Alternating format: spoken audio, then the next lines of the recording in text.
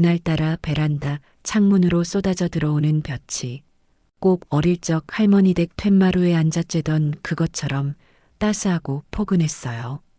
제가 아끼는 난초 화분들을 하나하나 창가로 옮겨주며 잎사귀에 앉은 먼지를 젖은 헝겊으로 닦아주고 있을 때였어요. 평온을 깨뜨리는 날카로운 벨소리가 거실의 정적을 갈랐습니다. 휴대폰 화면에 뜬 이름은 우리 며느리였습니다. 그 글자를 보는 순간 방금 전까지 저를 감싸던 햇살의 온기가 거짓말처럼 서늘하게 식어버리는 것 같았지요. 1년에 전화 한 번 제대로 하는 법이 없는 아이인데 무슨 일일까요? 좋은 일일 리가 없다는 오랜 경험에서 비롯된 예감이 등줄기를 타고 오르는 것을 느끼며 통화 버튼을 눌렀습니다. 어머니, 저 미선이에요. 식사는 하셨어요? 수화기 너머로 들려오는 목소리는 설탕을 한가득 풀어넣은 듯 달콤했습니다. 평소에 퉁명스럽고 사무적인 음성과는 180도 다른 그 낯선 상냥함에 저는 오히려 정신이 번쩍 들었어요. 이 아이가 이런 목소리를 낼 때는 단 하나뿐이었습니다. 무언가 바라는 것이 있거나 곤란한 부탁을 해야 할 때였지요. 저는 대답 대신 마른 침을 한번 삼켰습니다. 무슨 폭탄이 떨어질지 모를 일이니까요. 그래, 방금 먹었다. 너는 먹었니? 그럼요, 어머니. 저야 잘 챙겨 먹죠. 다름이 아니고요, 어머니. 요즘 통 입맛도 없으신 것 같고 기력도 없으실까봐 걱정이 돼서요.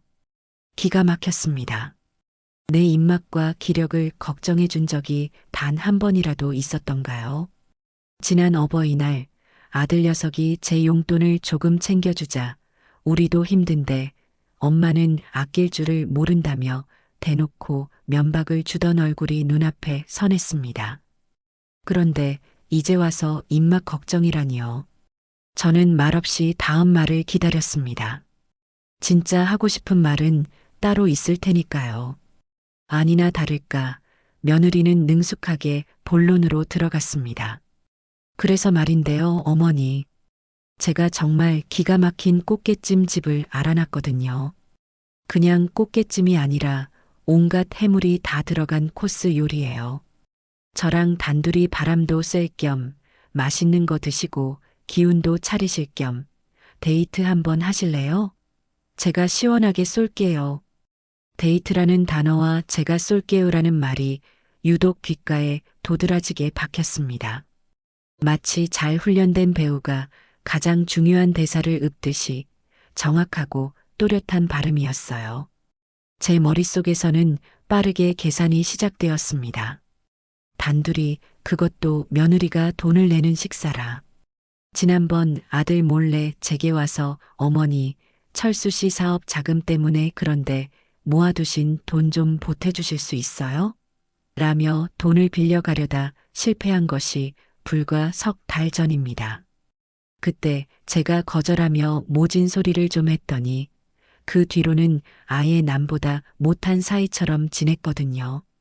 그런 아이가 갑자기 태도를 바꿔 이런 제안을 하는 데는 분명 다른 속내가 있을 터였습니다.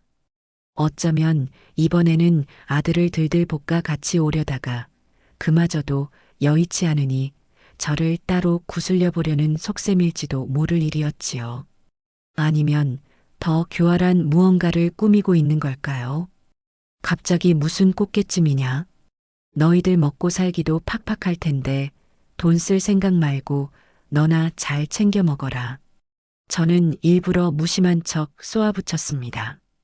여기서 좋다고 덥석 미끼를 물면 이 아이는 제가 아주 쉬운 사람이라고 생각할 테니까요. 제 쌀쌀맞은 대꾸에 며느리는 잠시 말이 없었습니다. 하지만 이내 더 달콤한 목소리로 저를 감싸더군요. 에이, 어머니. 그런 말씀 마세요. 아들이 효도 못하는 거 며느리라도 해야죠. 그리고 이건 그냥 식사가 아니고요. 어머니랑 저랑 그동안 쌓였던 오해도 풀고 더 가깝게 지내고 싶어서 제가 특별히 마련한 자리예요. 철수 씨한테는 비밀로 하고요. 우리 여자들끼리만요. 네, 어머니, 제 성의를 봐서라도 꼭 한번 같이 가주세요. 철수 씨한테는 비밀 여자들끼리만이라는 말이 또 한 번 제 귀를 잡아 끌었습니다. 아들을 따돌리고 저를 따로 만나려는 의도가 더욱 명확해졌어요. 무언가 불리한 이야기를 하려니 아들이 옆에 있으면 곤란한 것이겠지요. 마음 같아서는 당장 필요 없다고 끊어버리고 싶었습니다. 하지만 한편으로는 궁금했어요. 도대체 이번에는 무슨 수로 나를 구워 삶으려 하는지, 그 속내의 끝이 어디까지인지 제 눈으로 직접 확인하고 싶다는 오기가 생겼습니다. 언제까지고 이렇게 당하고만 살 수는 없는 노릇이니까요. 적을 알려면 적의 속을로 직접 들어가 봐야 하는 법입니다. 알겠다. 정 그렇다면 못 이기는 척 한번 가주마. 언제냐? 정말요, 어머니? 와, 너무 잘 생각하셨어요. 그럼 내일 어떠세요? 제가 12시까지 모시러 갈게요. 예쁘게 하고 계세요, 어머니. 제 승낙이 떨어지자마자 며느리의 목소리는 기쁨을 감추지 못하고 한 톤 높아졌습니다. 마치 오랫동안 기다려온 사냥감이 드디어 덫에 걸려들었다는 듯한 그런 흡족함이 묻어나는 목소리였어요. 전화를 끊고 나서 저는 한동안 멍하니 서 있었습니다. 옆에서 통화를 듣고 있던 아들 철수가 어느새 다가와 제 등짝을 퍽 소리가 나게 두드렸습니다. 어머니, 잘 됐네요. 이야, 우리 미선이가 드디어 마음을 잡았나 보네. 내가 그럴 줄 알았어. 원래는 착한 애라니까요. 어머니랑 제대로 화해하고 싶었나 봐요. 아들은 어린아이처럼 신이 나서 방방 뛰었습니다. 제 속도 모르고 제 며느리의 속도 모르는 저 철없는 모습에 한숨이 절로 나왔어요. 너는 네 마누라가 어떤 사람인지 아직도 모르느냐.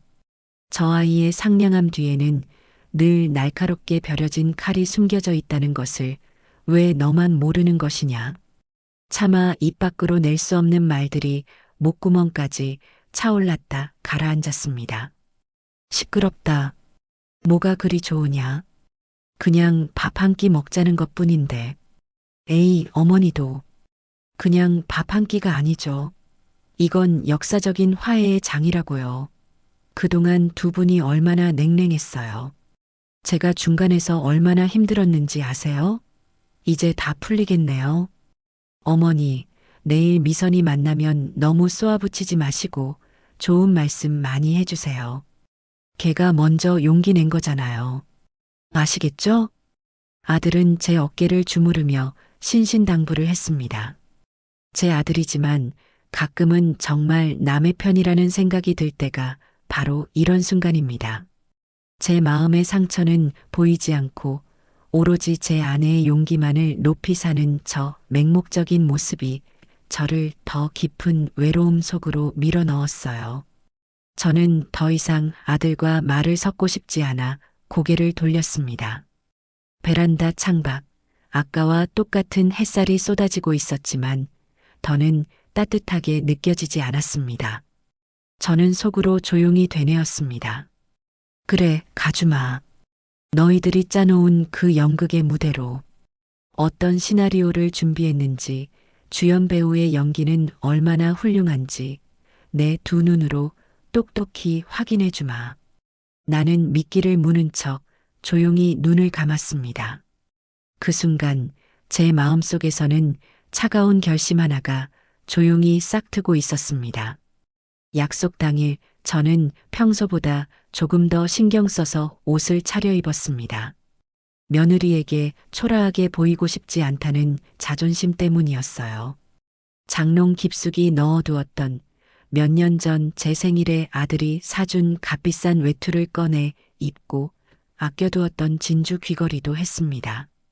누군가는 고작 며느리와 밥 한 끼 먹으러 가는데 유난 떤다고 할지도 모르겠어요. 하지만 이건 저에게 단순한 식사 자리가 아니었습니다. 보이지 않는 전쟁터에 나가는 장수의 심정이었습니다. 갑옷을 입고 투구를 쓰는 마음으로 외출 준비를 마쳤지요.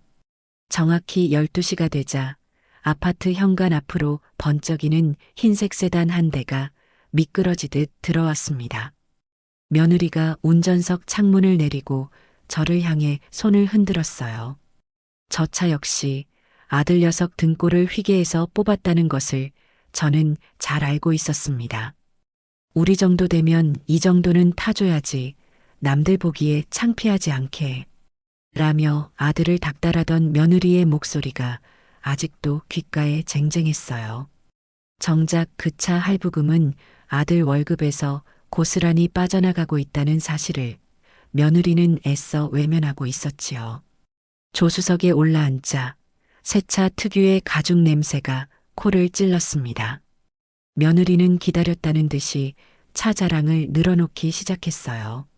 어머니, 이 차 어떠세요? 승차감 정말 좋죠? 이게 그냥 차가 아니고요. 옵션이 얼마나 좋은데요. 버튼 하나만 누르면 저절로 주차도 해주고 앞에 차가 있으면 알아서 서기도 해요. 의자도 보세요. 엉덩이뿐만 아니라 등까지 따뜻하게 해준다니까요. 저는 대꾸 없이 창밖만 바라보았습니다. 며느리의 목소리에는 이제 막 최신 장난감을 손에 넣은 어린아이 같은 과시욕이 가득했어요. 그 모습이 밉다기보다는 어딘가 짠하게 느껴졌습니다. 저런 물질적인 것들로 자신의 가치를 증명하려는 안간힘처럼 보였기 때문이에요. 저 비싼 차가 너에게 진정한 행복을 가져다 주더냐? 저는 속으로 물었지만 입 밖으로 내지는 않았습니다. 오늘 저는 듣는 사람이 되기로 마음먹었으니까요. 차는 복잡한 시내를 빠져나가 시원하게 뚫린 고속도로 위를 달렸습니다. 1시간쯤 지났을까 차는 익숙한 도로를 벗어나 한적한 해안도로로 접어들었습니다. 탁 트인 바다가 보이자 그제야 제 마음도 조금은 풀리는 듯 했어요. 며느리는 옆에서 계속해서 조잘거렸습니다. 요즘 유행하는 드라마 이야기, 새로 생긴 백화점 이야기, 친구 남편이 승진했다는 이야기까지. 저는 그저 고개를 끄덕이거나 그랬구나 정도의 짧은 추임새만 넣을 뿐이었습니다.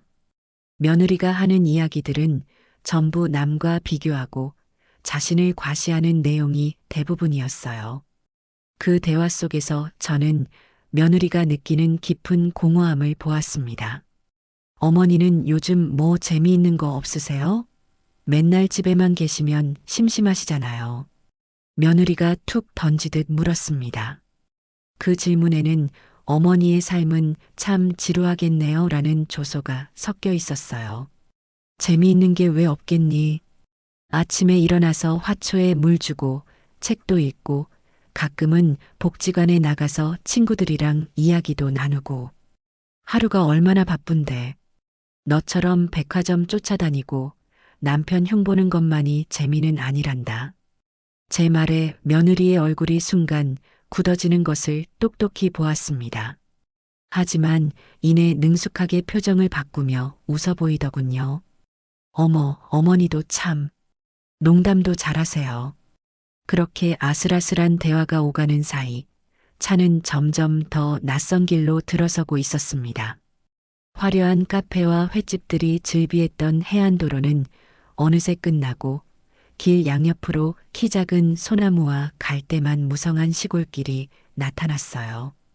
포장된 아스팔트가 끝나고 바닷물에 질척이는 비포장도로가 시작되자 차가 덜컹거리며 크게 흔들렸습니다. 그 순간 띠링하는 소리와 함께 내비게이션 화면에 경로를 이탈했습니다. 새로운 경로를 탐색합니다. 라는 문구가 떴다가 이내 GPS 신호가 약합니다. 라는 글자로 바뀌었습니다. 제 휴대폰을 꺼내 확인해 보니 통신사 이름이 있던 자리에는 서비스 없음이라는 글자만 선명했어요. 심장이 쿵 하고 내려앉는 기분이었습니다. 최첨단 기술로 무장했다던 이 번쩍이는 차가 이제는 외부와 단절된 고립된 상자가 되어버린 것 같았어요. 불안한 마음에 며느리를 쳐다보자 아이는 아무렇지 않다는 듯 운전대만 바라보고 있었습니다. 미선아, 길이 이상한데. 여기 맞아? 네, 어머니. 거의 다 왔어요. 이 길이 지름길이라서요. 금방 큰 길이 나올 거예요. 며느리의 목소리는 이상할 정도로 차분했습니다. 마치 이 상황을 미리 알고 있었다는 듯이요. 하지만 그녀의 말과 달리 길은 점점 더 험악해졌습니다. 차 바퀴가 웅덩이에 빠지며 헛도는 소리가 났고 차창 밖으로는 인가라고는 찾아볼 수 없는 허허벌판과 질퍽한 갯벌만 끝없이 펼쳐졌습니다. 어머니, 거의 다 왔어요. 며느리의 그 말은 그 뒤로도 3번, 4번 반복되었습니다. 똑같은 말을 기계처럼 되풀이하는 며느리를 보며 저는 처음의 불안감이 점점 싸늘한 확신으로 변해가는 것을 느꼈습니다. 깡촌. 제 머릿속에 그 단어가 떠올랐어요.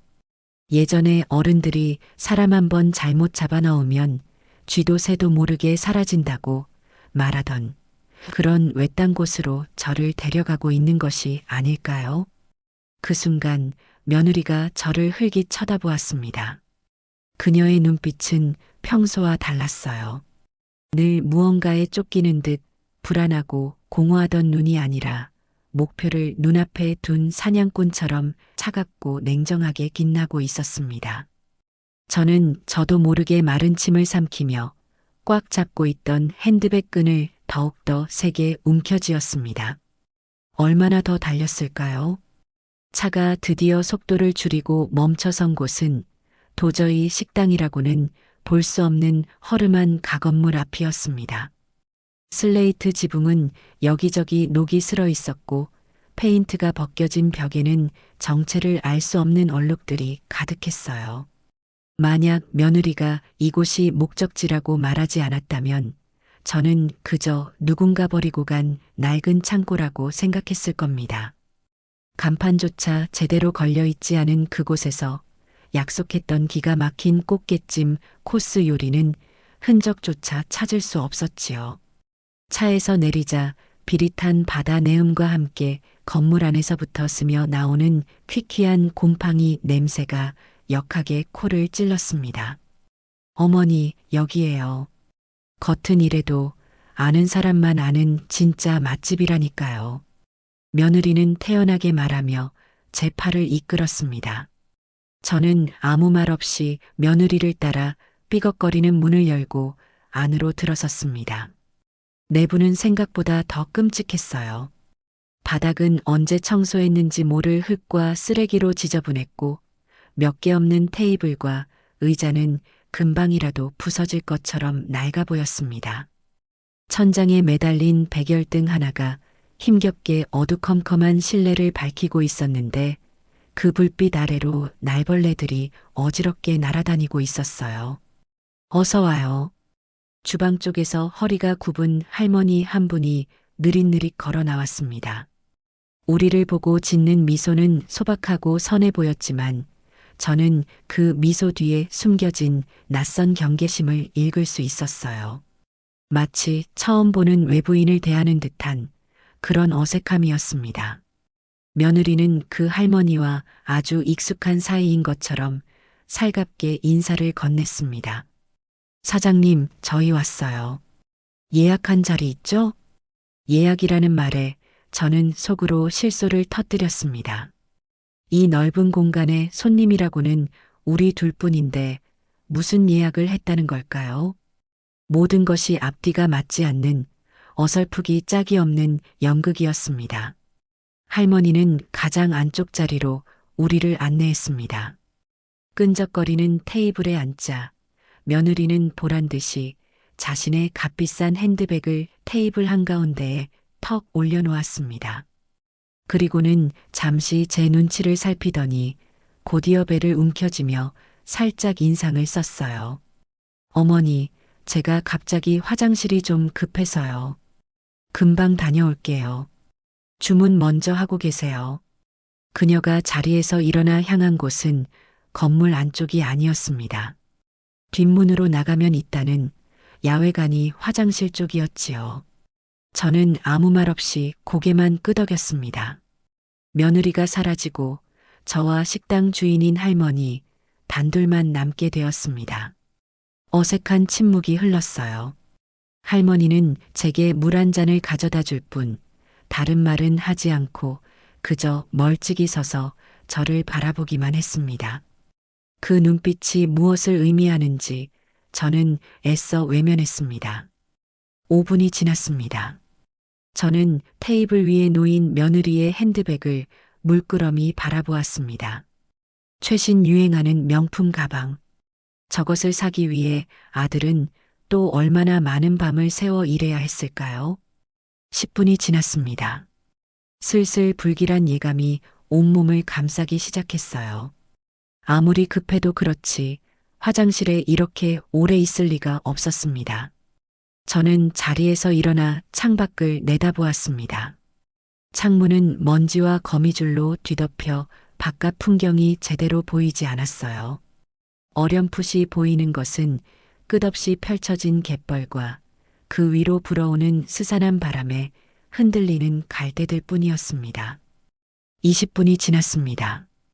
이제 불길한 예감은 거의 확신에 가까워지고 있었습니다. 식당 할머니가 제게 다가와 조심스럽게 말을 걸었습니다. 아가씨가 아직도 안 오네. 무슨 일 있나? 그 목소리에는 걱정보다는 무언가를 체념한 듯한 기색이 역력했어요. 마치 이런 일이 처음이 아니라는 듯이요. 저는 대답 대신 할머니의 얼굴을 똑바로 쳐다보았습니다. 주름진 얼굴 위로 연민과 미안함이 뒤섞인 복잡한 표정이 스쳐 지나갔습니다. 그리고 마침내 30분이 지났을 때 저는 자리에서 벌떡 일어났습니다. 더 이상 기다리는 것은 의미가 없었어요. 모든 퍼즐 조각이 제 머릿속에서 완벽하게 맞춰졌습니다. 달콤한 목소리의 전화, 아들을 따돌린 단둘의 식사, 최첨단 기능이 무용지물이 된 외딴 깡촌, 가리고 돌아오지 않는 며느리. 이 모든 것은 처음부터 저를 이곳에 버리기 위해 치밀하게 계획된 시나리오였던 겁니다. 싸늘한 분노가 머리끝까지 치밀어 올랐지만 저는 소리를 지르거나 허둥대지 않았습니다. 대신 차분하게, 아주 차분하게 며느리가 나갔던 뒷문 쪽으로 걸어갔습니다. 이제 제 눈으로 직접 확인해야 할 시간이었습니다. 이 잔인한 연극의 마지막 장면을 말이지요. 삐걱거리는 소리를 내며 열린 뒷문 밖으로는 작은 공터가 있었고 그 끝에 금방이라도 쓰러질 듯한 야외관이 화장실이 보였습니다. 문은 활짝 열려 있었고 안은 텅 비어 있었어요. 당연한 결과였습니다. 저는 잠시 그곳에 서서 거친 바닷바람을 맞았습니다. 소금기를 머금은 바람이 제 뺨을 아프게 때리고 지나갔지만 오히려 정신이 더 맑아지는 기분이었습니다. 그래, 이제부터 시작이다. 저는 속으로 되뇌며 발걸음을 옮겼습니다. 다음으로 향한 곳은 건물 앞 차를 세워두었던 주차 공간이었습니다. 물론 그곳에도 흰색 세단은 없었습니다. 질척이는 갯벌 흙 위로 선명하게 찍힌 타이어 자국만이 조금 전까지 차가 이곳에 있었다는 사실을 증명하고 있었지요. 그 타이어 자국은 왔던 길을 되돌아 나가는 방향으로 아주 단호하게 뻗어 있었습니다. 마치 제게 보내는 마지막 이별의 인사처럼 느껴졌어요. 저는 그 자리에 서서 차가 사라진 길의 끝을 한참 동안 바라보았습니다. 눈물이 날 법도 한데 이상하게 눈물은 한 방울도 나지 않았습니다. 대신 제 마음속에서는 차가운 얼음덩어리 같은 것이 점점 더 단단하게 굳어지고 있었어요. 다시 식당 안으로 들어왔습니다. 제가 밖을 둘러보는 동안 식당 할머니는 안절부절 못하며 저를 기다리고 있었어요. 저는 아무 말 없이 제 자리로 돌아와 테이블 위에 유물처럼 놓여있는 며느리의 핸드백을 집어들었습니다. 묵직한 무게감. 저는 망설임 없이 가방을 열었습니다. 가방 안에는 값비싼 브랜드의 화장품 파우치와 지갑이 들어 있었습니다. 파우치를 열어보니 방금 가게에서 산 것처럼 보이는 립스틱과 콤팩트가 가득했어요. 지갑을 열어보았습니다. 몇 장의 신용카드와 신분증, 그리고 온갖 가게의 영수증들이 들어 있었지만 현금은 거의 보이지 않았습니다. 그리고 가장 중요한 것, 있어야 할 것이 없었습니다. 바로 자동차 키였지요. 가방의 모든 주머니를 샅샅이 뒤져보았지만 차 키는 어디에도 없었습니다. 그 순간 모든 것이 명확해졌습니다. 며느리는 처음부터 비상키를 따로 준비해 왔던 겁니다. 저를 안심시키기 위해 마치 정말로 다시 돌아올 것처럼 꾸미려고 일부러 차 키가 든 핸드백을 보란 듯이 테이블 위에 두고 나갔던 것이지요. 정말이지 혀를 내두를 만큼 치밀하고 잔인한 계획이었습니다.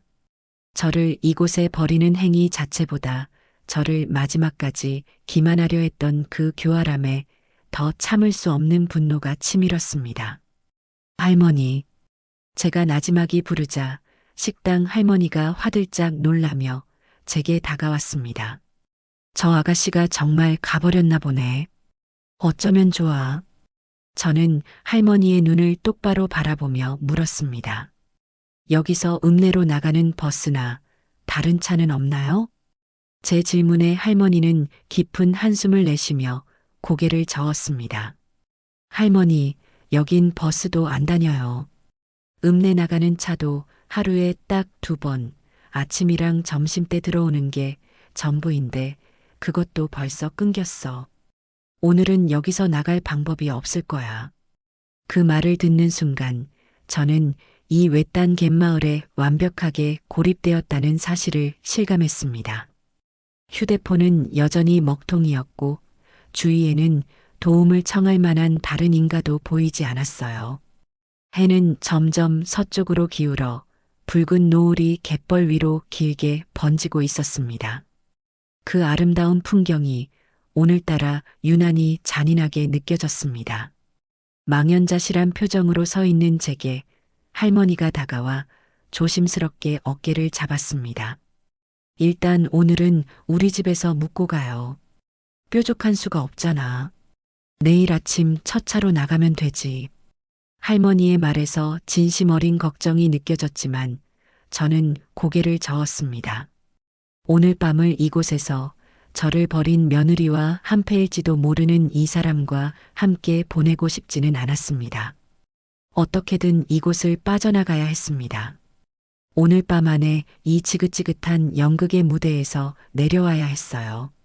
저는 며느리가 남기고 간 핸드백을 고쳐들고 굳은 결심을 한 채 식당 문을 향해 걸어갔습니다. 지금 이 순간부터는 더 이상 피해자로 남아있지 않을 겁니다. 이 모든 부당함에 맞서 싸울 새로운 싸움의 서막이었습니다. 식당 문을 나서는 제 등 뒤로 할머니의 안타까운 목소리가 따라붙었지만 저는 뒤돌아보지 않았습니다. 이미 해는 갯벌 너머로 완전히 모습을 감춘 뒤였고 어둠이 소금기를 머금은 공기처럼 차갑게 내려앉고 있었어요. 어디로 가야 한다는 뚜렷한 계획이 있었던 것은 아닙니다. 그저 이 기만과 악의로 가득 찬 공간에서 한시라도 빨리 벗어나야 한다는 본능적인 외침이 저를 움직이게 했을 뿐이지요. 비포장도로는 낮에 차를 타고 올 때보다 훨씬 더 질척거리고 험하게 느껴졌습니다. 발을 내디딜 때마다 신발이 푹푹 빠져 걸음을 옮기기가 여간 힘든 게 아니었어요.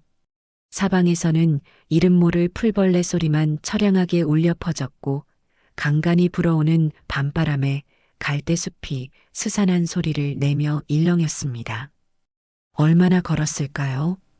낡은 구두는 이미 흙투성이가 되었고 온몸은 식은 땀으로 축축했습니다. 이 길의 끝이 과연 나오기는 할까? 이대로 주저앉아 버리고 싶다는 약한 마음이 고개를 들 때쯤 저 멀리서 희미한 불빛 두 개가 깜빡이는 것이 보였습니다. 처음에는 도깨비불인가 싶어 저도 모르게 걸음을 멈췄지만 이내 그것이 자동차 전조등이라는 것을 깨달았습니다. 심장이 세차게 뛰기 시작했어요. 하지만 기쁨보다는 경계심이 먼저 앞섰습니다. 이 시간에 이런 외진 곳을 찾아오는 차라니 혹시 며느리와 한패인 사람들이 제가 사라졌는지 확인하러 온 것일지도 모른다는 끔찍한 상상이 머리를 스쳤습니다. 저는 저도 모르게 길 옆에 키 큰 갈대숲 뒤로 몸을 숨겼습니다. 차는 점점 더 가까워졌고 제 앞을 지나쳐 아까 그 허름한 식당이 있는 방향으로 천천히 달려갔습니다. 낡은 트럭이었어요.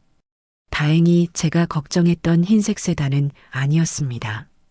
잠시 후 트럭은 무언가 확인이라도 한 듯 다시 방향을 돌려 제가 있는 쪽으로 돌아오기 시작했습니다. 저는 숨을 죽인 채 차가 그냥 지나가기만을 바랐습니다. 하지만 트럭은 제 앞에 멈춰 섰습니다. 운전석 문이 열리고 투박한 차림의 중년 남자 한 분이 내렸어요. 거기 누구시오? 남자의 목소리는 낮고 거칠었지만 악의는 느껴지지 않았습니다. 저는 잠시 망설이다가 이대로 숨어 있는 것은 아무 의미가 없다고 판단하고 갈대숲에서 천천히 걸어 나왔습니다. 제 몰골을 본 남자는 눈이 동그래졌지요. 흙투성이가 된 옷과 신발, 헝클어진 머리. 누가 봐도 정상적인 행색은 아니었으니까요. 아니, 부인. 이 밤중에 여기서 뭘 하고 계시는 거요? 길이라도 잃으셨소? 읍내로 나가는 길을 찾고 있습니다. 제 대답에 남자는 어이가 없다는 듯 헛웃음을 터뜨렸습니다. 읍내?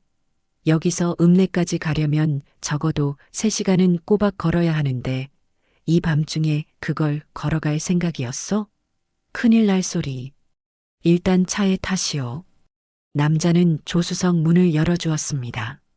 저는 잠시 망설였지만 이 낯선 남자의 투박한 친절이 며느리의 계산된 상냥함보다는 100배 더 믿음직스럽다는 생각이 들었어요. 차에 오르자 옆자리에 앉아있던 남자의 아내로 보이는 분이 깜짝 놀라며 저를 걱정스럽게 바라봤습니다. 차 안은 비릿한 생선 냄새와 땀 냄새가 뒤섞여 있었지만 이상하게도 마음이 편안해졌습니다. 두 분은 근처 방파제에서 밤낚시를 하고 돌아가는 길이라고 했습니다. 아까 그 식당은 자신들의 단골집인데 밤늦게 불이 켜져 있기에 혹시 무슨 일이 있나 싶어 들러봤다는 것이었어요. 그들의 소박한 친절 앞에서 저는 결국 참았던 감정의 일부를 털어놓았습니다. 며느리가 저를 버리고 갔다는 끔찍한 말은 차마 할 수 없었고 그저 가족과 다툼이 좀 있어서 차를 놓쳤습니다. 라고 얼버무렸지요. 두 분은 더 이상 캐묻지 않았습니다. 그저 제 어깨를 두드리며 살다 보면 그럴 때도 있는 거지요. 너무 속상해 마시오. 라며 저를 위로해 주었습니다. 그들은 저를 가장 가까운 기차역에 내려주었고 매표소로 데려가 서울행 마지막 기차표까지 끊어주었습니다. 심지어는 제 손에 따뜻한 물병과 삶은 달걀 2개가 담긴 비닐봉지를 쥐어주기까지 했어요. 저희 어머니 생각나서 그럽니다. 부담 갖지 마시고 이거라도 드시면서 가시오. 그 꾸밈없는 온정 앞에서 저는 결국 고개를 숙이고 말았습니다. 이름도 얼굴도 모르는 이들에게 이토록 큰 신세를 지게 될 줄이야. 기차는 밤의 장막을 가르며 어둠 속을 달렸습니다. 저는 차창에 비친 제 모습을 물끄러미 바라보았습니다. 세상에서 가장 아둔하고 가여운 늙은 여자가 그곳에 앉아 있었어요. 비닐봉지에서 아직 온기가 남아있는 삶은 달걀을 하나 꺼내 껍질을 깠습니다. 소금도 없이 먹는 달걀은 조금 퍽퍽했지만 그 어떤 산의 진미보다도 더 제 허기진 속을 든든하게 채워주었습니다. 한 입 한 입 달걀을 씹으며 제 머릿속은 얼음처럼 차갑게 식어갔습니다. 눈물은 나오지 않았어요. 슬픔이나 원망 같은 감정은 이미 저 너머로 사라진 지 오래였습니다.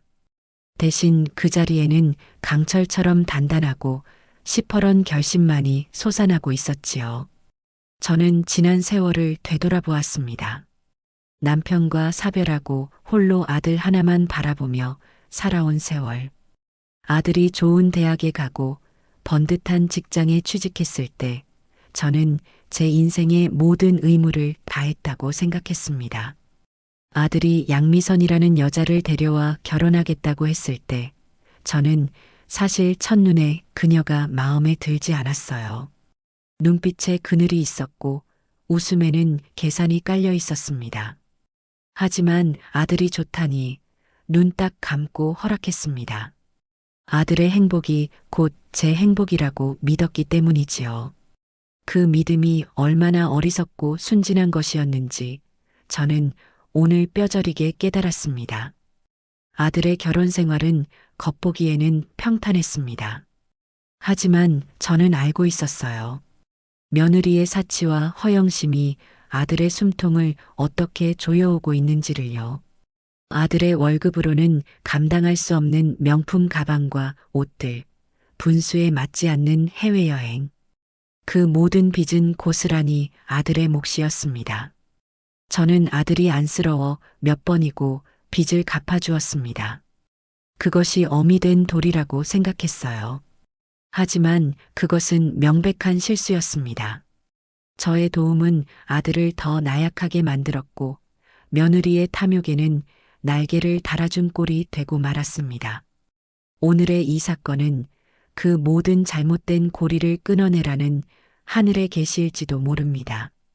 더 이상 아들의 그늘에 숨어 며느리의 눈치를 보는 약한 어머니로 살지 말라고 이제는 너 자신의 인생을 되찾으라고 말이지요. 기차 창밖으로 도시의 불빛들이 보이기 시작했습니다. 그 불빛들을 보며 저는 조용히 맹세했습니다. 양미선, 그리고 내 아들 김철수. 너희는 오늘 나를 버린 것이 아니다. 너희의 안락했던 과거를 버린 것이다. 나는 너희에게 가장 혹독하고 가장 합법적인 방법으로 오늘 너희가 저지른 짓의 대가를 치르게 할 것이다. 감정에 휘둘리지 않을 겁니다. 오직 법과 논리 그리고 차가운 이성으로만 움직일 거예요. 자정이 넘어 도착한 집은 싸늘하게 식어 있었지만 세상 그 어떤 곳보다 안전하고 편안한 제 요새였습니다. 저는 현관문을 잠그자마자 안방 장롱으로 향했습니다. 장롱 가장 깊숙한 곳, 낡은 비단함 속에 보관해 두었던 서류 뭉치를 꺼냈습니다. 먼지를 툭툭 털어내고 그 안의 서류들을 하나하나 확인하기 시작했어요. 며느리가 오늘 몰고 나간 그 흰색 세단의 매매 계약서, 제 통장에서 차량 대금 전액이 이체되었다는 은행 증명서, 가리고 차량 소유자 박연숙이라고 선명하게 찍힌 자동차 등록증, 원본까지 모든 것이 완벽하게 갖춰져 있었습니다. 그리고 마지막으로 서랍 속 작은 상자 안에서 잠자고 있던 비상키를 꺼내 들었습니다. 차갑고 묵직한 쇠붙이의 감촉이 손바닥에 전해졌습니다. 그것은 단순한 비상키가 아니었어요. 이 지긋지긋한 싸움을 끝낼 수 있는 저의 가장 강력한 무기였습니다. 저는 그 키를 손에 꽉 쥔 채 다가올 내일의 전투를 준비했습니다. 밤새 한숨도 자지 못했습니다. 억울하고 분해서가 아니었어요. 오히려 제 정신은 그 어느 때보다 맑고 명료했습니다. 밤새도록 저는 내일의 계획을 머릿속으로 수십 번이고 반복해서 시뮬레이션 했습니다.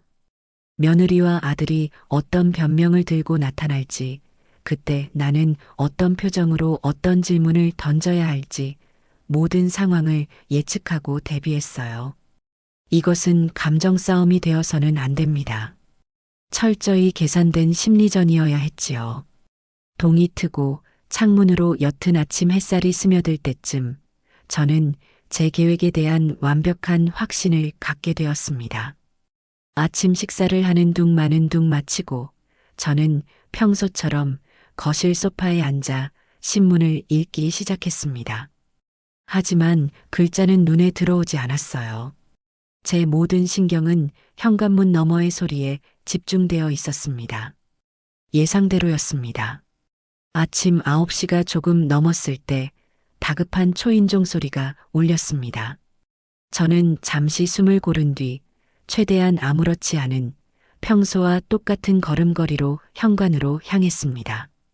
인터폰 화면에는 잔뜩 겁에 질린 아들의 얼굴과 그 뒤에서 금방이라도 눈물을 쏟아낼 것처럼 눈가가 벌개진 며느리의 모습이 보였습니다. 참으로 가증스러운 연극의 시작이었습니다. 문을 열자마자 며느리가 어머니 하고 외치며 제게 와락 안기려는 신용을 했습니다. 저는 저도 모르게 반걸음 뒤로 물러섰습니다. 제 단호한 거절에 며느리는 순간 당황한 표정을 지었지만 이내 준비해온 연기를 계속 이어갔습니다. 바닥에 주저앉아 대성통곡을 하기 시작한 것이지요.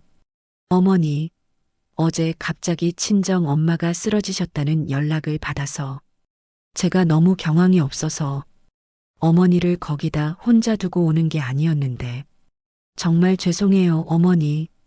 그 옆에서 아들 철수는 어쩔 줄을 몰라 하며 제 눈치만 살피고 있었습니다. 어머니, 일단 미선이 좀 일으켜 세우시죠. 밖에서 이러면 남들 보기에도 그렇고 들어가서 이야기해요, 네. 저는 아무 말 없이 몸을 비켜 두 사람이 집 안으로 들어오게 했습니다. 거실 소파에 앉자마자 며느리는 더 서럽게 울기 시작했어요. 어깨를 들썩이며 손으로 얼굴을 가린 채 우는 모습은 정말이지 애처로워 보였습니다. 연기력 하나는 여우주연상감이라는 생각이 들었어요. 아들은 그런 아내의 등을 연신 쓸어주며 저에게 변명을 늘어놓았습니다. 어머니, 정말 오해예요. 어제 미선이 장모님께서 갑자기 혈압으로 쓰러지셔서 병원 응급실에 실려가셨대요. 미선이가 그 연락을 받고 정신이 하나도 없어서 일단 급한 대로 병원으로 달려간 거예요. 어머니께 바로 연락을 드렸어야 했는데 거기가 휴대폰도 안 터지는 곳이라서 어쩔 수가 없었답니다. 집에 오자마자 저한테 이야기하길래 제가 얼마나 놀랐는지 몰라요. 그래서 날 밝자마자 바로 모시고 온 거예요. 정말입니다, 어머니. 미선이 너무 나무라지 마세요. 저는 두 사람의 이중창을 묵묵히 듣고만 있었습니다. 한참 동안 울며 불며 제 용서를 구하던 며느리가 제가 아무런 반응이 없자 슬그머니 울음을 그치고 눈치를 살피기 시작했습니다. 저는 신문을 마저 접어 테이블 위에 내려놓고 그제야 두 사람을 똑바로 쳐다보았습니다. 그리고 준비했던 첫 번째 질문을 던졌지요. 제 목소리는 놀라울 정도로 차분하고 낮았습니다. 그래, 장모님이 쓰러지셨다니 참으로 안타까운 일이구나. 그런데 미선아, 너는 네 외투랑 그 비싼 핸드백은 식당에 그대로 두고 갔더구나. 그리 급한데 짐 챙길 정신은 없었니? 제 질문에 며느리의 얼굴이 순간 멈칫했습니다. 전혀 예상하지 못했던 질문이라는 듯 눈동자가 불안하게 흔들렸어요. 그건 너무 정신이 없어서 그냥 몸만 빠져나오느라. 네, 그랬어요, 어머니. 몸만 빠져나왔다? 핸드백은 네 분신처럼 들고 다니는 물건 아니더냐. 그걸 두고 갈 정도로 정신이 없었다? 저는 옅은 미소를 지으며 두 번째 질문을 던졌습니다. 그런데 참 이상하구나. 비상키는 어떻게 생각해냈어?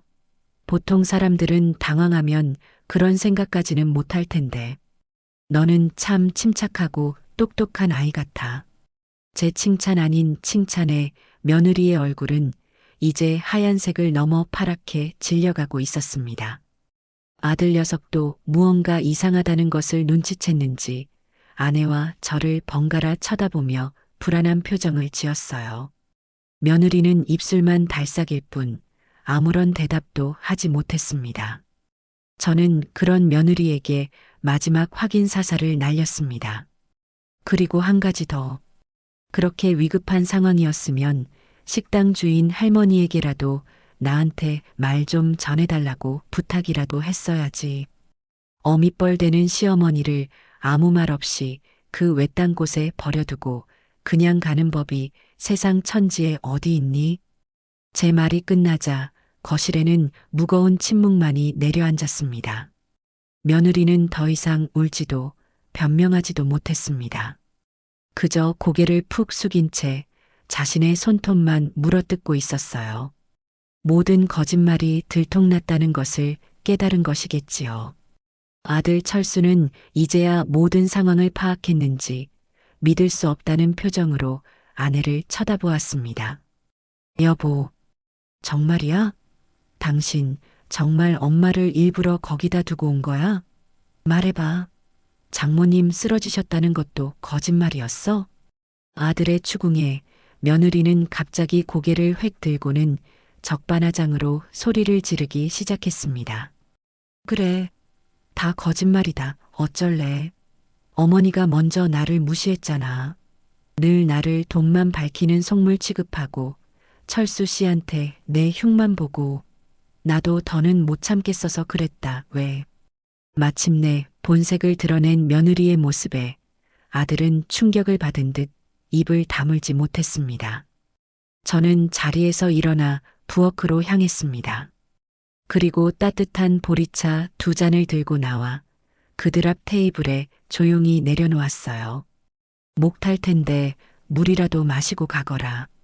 제 너무나도 평온한 태도에 오히려 두 사람은 당황한 듯 저를 쳐다보았습니다. 저는 소리치지도 화를 내지도 않았어요. 그저 소파에 다시 앉아 그들을 지켜보기만 했습니다. 저의 그 침묵이 그 어떤 고함보다도 더 무서운 압박이라는 것을 그들도 느끼고 있었을 겁니다. 결국 그들은 제가 내어준 보리차에 입도 대지 못한 채 서로를 향한 원망의 말들만 몇 마디 더 내뱉다가 도망치듯 집을 나섰습니다. 현관문이 닫히는 소리를 들으며 저는 조용히 응조렸습니다. 전쟁은 시작되었다. 비명과 눈물이 아닌 침묵과 법의 이름으로 합법적으로 신속하게 그리고 아주 조용하게. 저는 테이블 위에 놓인 온기마저 식어버린 보리차 잔을 들고 와 조용히 싱크대에 쏟아버렸습니다. 아들과 며느리가 허둥지둥 집을 빠져나간 뒤 저는 잠시 소파에 앉아 숨을 골랐습니다. 방금 전의 전투에서 저는 완벽한 승리를 거두었습니다. 하지만 승리의 기쁨보다는 앞으로 해야 할 일들에 대한 무거운 책임감이 어깨를 짓눌렀어요. 이제 더 이상 망설일 시간은 없었습니다. 계획의 다음 단계를 실행해야 할 때였지요. 저는 곧장 제 휴대폰을 들어 익숙한 번호를 눌렀습니다. 받는 사람의 이름은 내 동생 미니. 저보다 5살 아래인 이 세상에서 제가 유일하게 믿고 의지할 수 있는 혈육이었습니다. 신호음이 2번 울리기도 전에 미니가 전화를 받았습니다. 언제나처럼 활기차고 쩌렁쩌렁한 목소리였어요.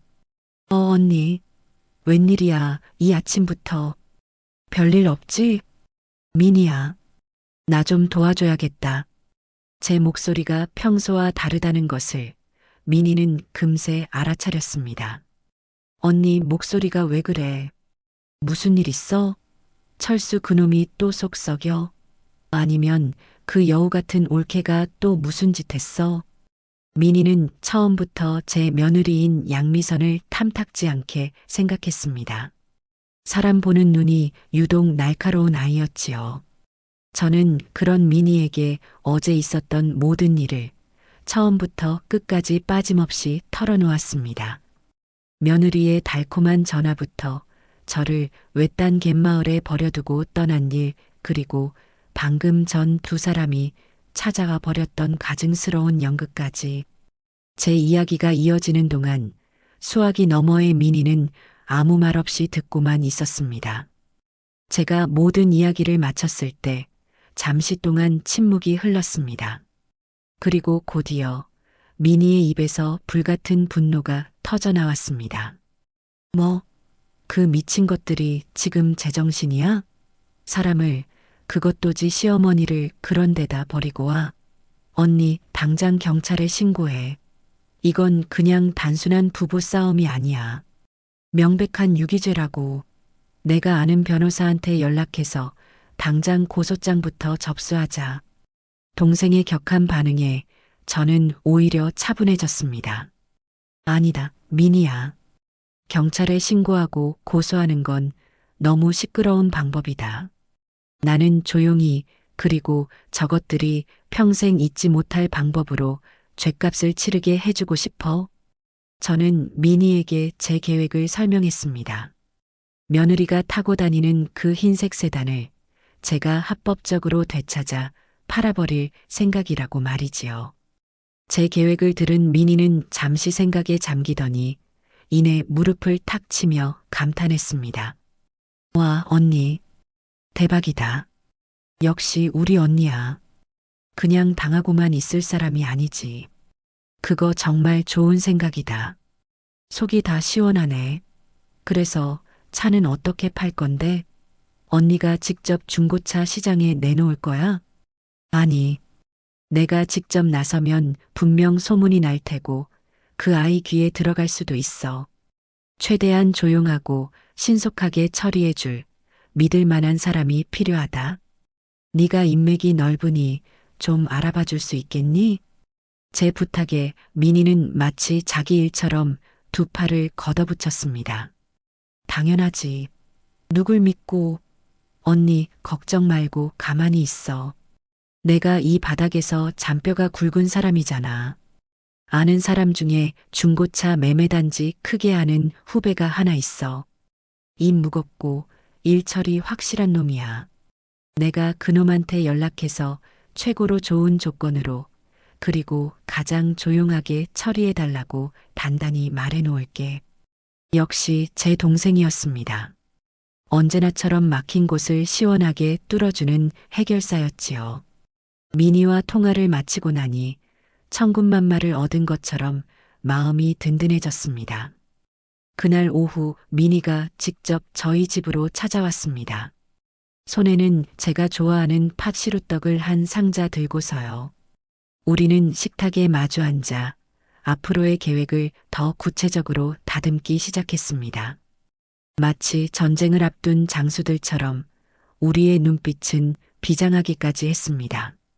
언니, 가장 중요한 건 그 여우를 어떻게 안심시켜서 차를 끌고 나오게 하느냐는 거야. 어제 그런 일이 있었는데 지금쯤 잔뜩 경계하고 있을 거라고. 민희의 말이 맞았습니다. 며느리는 지금쯤 제 다음 행동을 예측하며 잔뜩 촉각을 곤두세우고 있을 터였습니다. 어설픈 미끼를 던졌다가는 단번에 눈치챌 것이 분명했어요. 그래서 말인데 내가 미끼가 되어야겠다. 제가 말하자 민희는 의아한 표정을 지었습니다. 언니가? 어떻게? 내가 먼저 그 아이에게 전화를 걸 거다.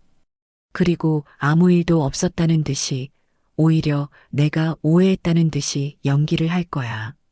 어제는 내가 너무 경황이 없어서 너한테 심한 말을 한 것 같다. 생각해보니 네가 그럴 수도 있었겠다 싶더라. 우리 그냥 잊고 잘 지내자. 이런 식으로 말이지. 제 계획을 들은 민희는 잠시 말이 없다가 이내 혀를 내둘렀습니다. 와, 언니. 진짜 무서운 사람이네. 그 여우보다 언니가 한 수 위다. 그렇게 나오면 자기가 이겼다고 생각하고 경계심을 완전히 풀겠네. 우리는 며느리에게 던질 미끼 문구를 함께 설계했습니다. 차가 덜컹거려서 보니 타이어 공기압 경고등이 들어온 것 같더라.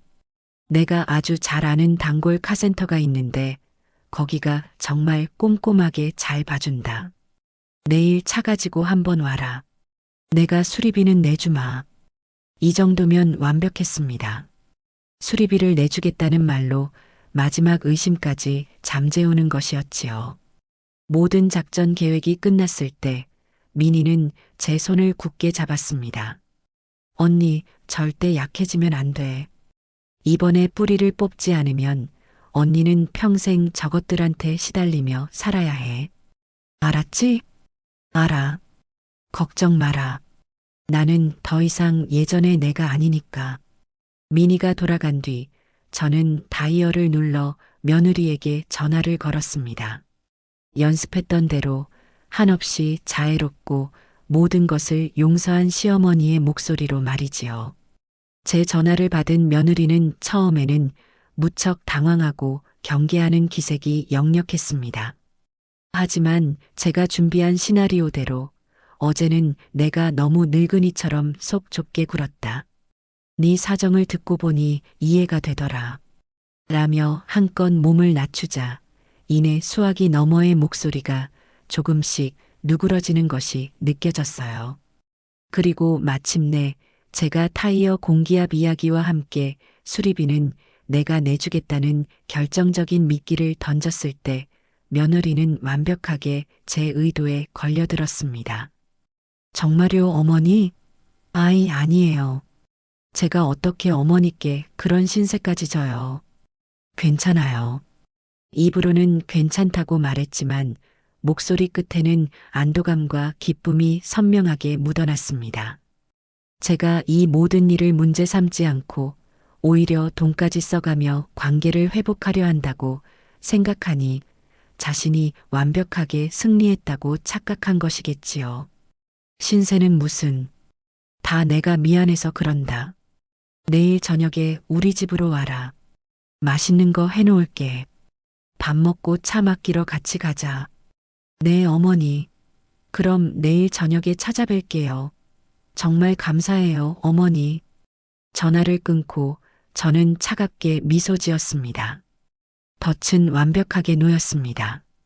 이제 사냥감이 제 발로 덫 안으로 걸어 들어오기만 기다리면 되는 것이었습니다. 다음 날 저는 아침 일찍부터 시장에 갔습니다. 며느리가 가장 좋아하는 싱싱한 해산물을 가득 사왔어요. 커다란 꽃게와 전복, 새우, 낙지까지. 마치 며느리의 마지막 만찬이라도 준비하는 심정으로 정성을 다해 재료를 손질했습니다. 보글보글 끓어오르는 해물찜 냄비 앞에서 저는 어쩐지 제 마음이 놀라울 정도로 평온하다는 것을 깨달았습니다. 분노나 복수심보다는 헝클어진 실타래를 하나씩 풀어가는 듯한 차분함이 저를 지배하고 있었어요. 저녁 시간이 되자 아들과 며느리가 약속대로 찾아왔습니다. 며느리의 얼굴에는 어색함과 미안함 대신 완벽한 승리자의 여유로움이 넘실거리고 있었어요. 손에는 비싼 과일 바구니까지 들고서요. 어머니, 이거 드시고 기운 내세요. 어제 일은 정말 죄송했어요. 저는 아무 말 없이 그 과일 바구니를 받아들었습니다. 그리고 제가 온종일 정성껏 준비한 해물찜 풀코스를 식탁 위에 차려냈습니다. 푸짐하게 차려진 음식을 본 며느리의 눈이 탐욕스럽게 빛났습니다. 와, 어머니, 이게 다 뭐예요? 완전 진수성찬이네요. 역시 어머니 음식 솜씨는 최고예요. 며느리는 아양을 떨며 제 옆에 앉아 살갑게 굴었습니다. 아들 녀석은 어색한 분위기 속에서 그저 멋쩍은 웃음만 짓고 있었지요. 식사하는 내내 며느리는 마치 아무 일도 없었다는 듯이 제잘거렸습니다. 새로 산 옷 이야기, 친구들과 다녀온 호텔 뷔페 이야기, 그 모든 과시적인 이야기들을 저는 묵묵히 들어주었습니다. 그리고 속으로 생각했지요. 그래, 마음껏 즐겨라. 그것이 너의 마지막 만찬이 될 테니. 식사가 끝나고 저는 설거지를 핑계로 부엌으로 향했습니다. 아들이 저를 따라 들어와 조심스럽게 말을 걸었어요. 어머니, 정말 괜찮으세요? 미선이 용서하신 거 맞죠? 저는 아들을 돌아보며 희미하게 웃어 보였습니다. 사람이 살다 보면 실수할 수도 있는 거지. 네가 중간에서 애썼다. 이제 그만 가보고 차키나 이리 다오. 내가 카센터에 맡기고 올 테니. 아들은 제 말에 안도의 한숨을 내쉬며 아무런 의심 없이 제 손에 자동차 키를 쥐어주었습니다. 거실에서는 며느리가 소파에 편안히 기대 앉아 스마트폰을 들여다보며 킥킥거리고 있었어요. 그 평화롭고 안락한 광경이 잠시 후 닥쳐올 폭풍의 전조라는 사실을 그들은 까맣게 모르고 있었습니다. 금방 다녀오마. 과일이라도 깎아 먹고 있거라. 저는 그 말을 마지막으로 남기고 외투를 챙겨 들고 집을 나섰습니다. 아파트 주차장에 세워져 있는 흰색 세단에 올라탔습니다. 며느리의 값비싼 향수 냄새와 새 차의 가죽 냄새가 뒤섞여 역하게 느껴졌어요. 시동을 걸자 부드러운 엔진음과 함께 차가 어둠 속으로 미끄러져 나갔습니다. 저는 아파트 단지를 빠져나와 늘 가던 단골 카센터가 있는 방향으로 핸들을 꺾는 척했습니다. 그리고는 골목의 어둠 속에서 차를 잠시 멈추고 백미러로 아파트 창문을 바라보았습니다. 우리 집 거실의 불빛이 따뜻하게 새어나오고 있었어요. 저 불빛 아래에서 두 사람은 자신들의 완벽한 승리를 자축하고 있겠지요. 저는 조용히 핸들을 돌렸습니다. 카센터가 아닌 동생 미니가 기다리고 있는 외곽의 대형 중고차 매매단지를 향해서였습니다. 이제 정말 모든 것을 끝낼 시간이었습니다. 차창 밖으로 스쳐 지나가는 도시의 불빛들이 마치 저의 승리를 축하하는 불꽃놀이처럼 느껴졌습니다. 단골 카센터로 향하는 익숙한 길목에서 핸들을 꺾는 순간 저는 백미러로 우리 아파트 창문을 한번 흘깃 보았습니다. 따뜻한 오렌지색 불빛이 새어나오는 거실. 그 안에서 아들과 며느리는 제가 사온 과일을 먹으며 자신들의 완벽한 승리를 자축하고 있겠지요. 제가 모든 것을 용서하고 심지어 찻값까지 내주며 관계 개선에 나섰다고 믿고 있을 겁니다. 그들의 그 안일한 착각이 제가 휘두를 칼날을 더욱 날카롭게 벼려주고 있다는 사실을 그들은 까맣게 모르고 있었습니다. 저는 더 이상 뒤돌아보지 않고 어둠이 짙게 깔린 외곽 도로를 향해 가속 페달을 밟았습니다. 차 안에는 며느리가 뿌린 값비싼 향수 냄새가 아직도 남아 있었지만 이제 그 냄새는 달콤함이 아닌 역겨운 배신의 향기로 제 코를 찔렀습니다. 이 차는 단순한 이동수단이 아니었습니다. 아들의 무능과 며느리의 탐욕, 그리고 저의 어리석은 희생이 뒤엉켜 만들어진 욕망의 결정체였지요. 오늘 저는 제 손으로 그 욕망의 사슬을 끊어낼 참이었습니다. 약속 장소인 대형 중고차 매매단지는 도시의 불빛이 닿지 않는 외곽의 섬처럼 떠 있었습니다. 수백 개의 환한 조명이 밤을 대낮처럼 밝히고 있었고 그 아래로 끝이 보이지 않을 만큼 많은 차들이 도열해 있었어요. 마치 거대한 자동차들의 무덤 같다는 생각이 들었습니다. 온갖 사연을 품고 이곳에 도착했을 저 차들은 이제 주인을 잃고 새로운 주인을 기다리고 있겠지요. 저 흰색 세단 역시 곧 저 대열의 일부가 될 것이었습니다. 단지 입구에 차를 세우자 미리 나와 있던 동생 미니가 제게 달려왔습니다. 언니, 고생했어. 아주 그냥 담대하게 잘 왔네. 저쪽에서 사장님이 기다리고 있어. 미니의 얼굴에는 걱정과 통쾌함이 뒤섞여 있었습니다. 저는 미니의 손을 한번 꽉 잡아주고는 약속된 사무실로 향했습니다.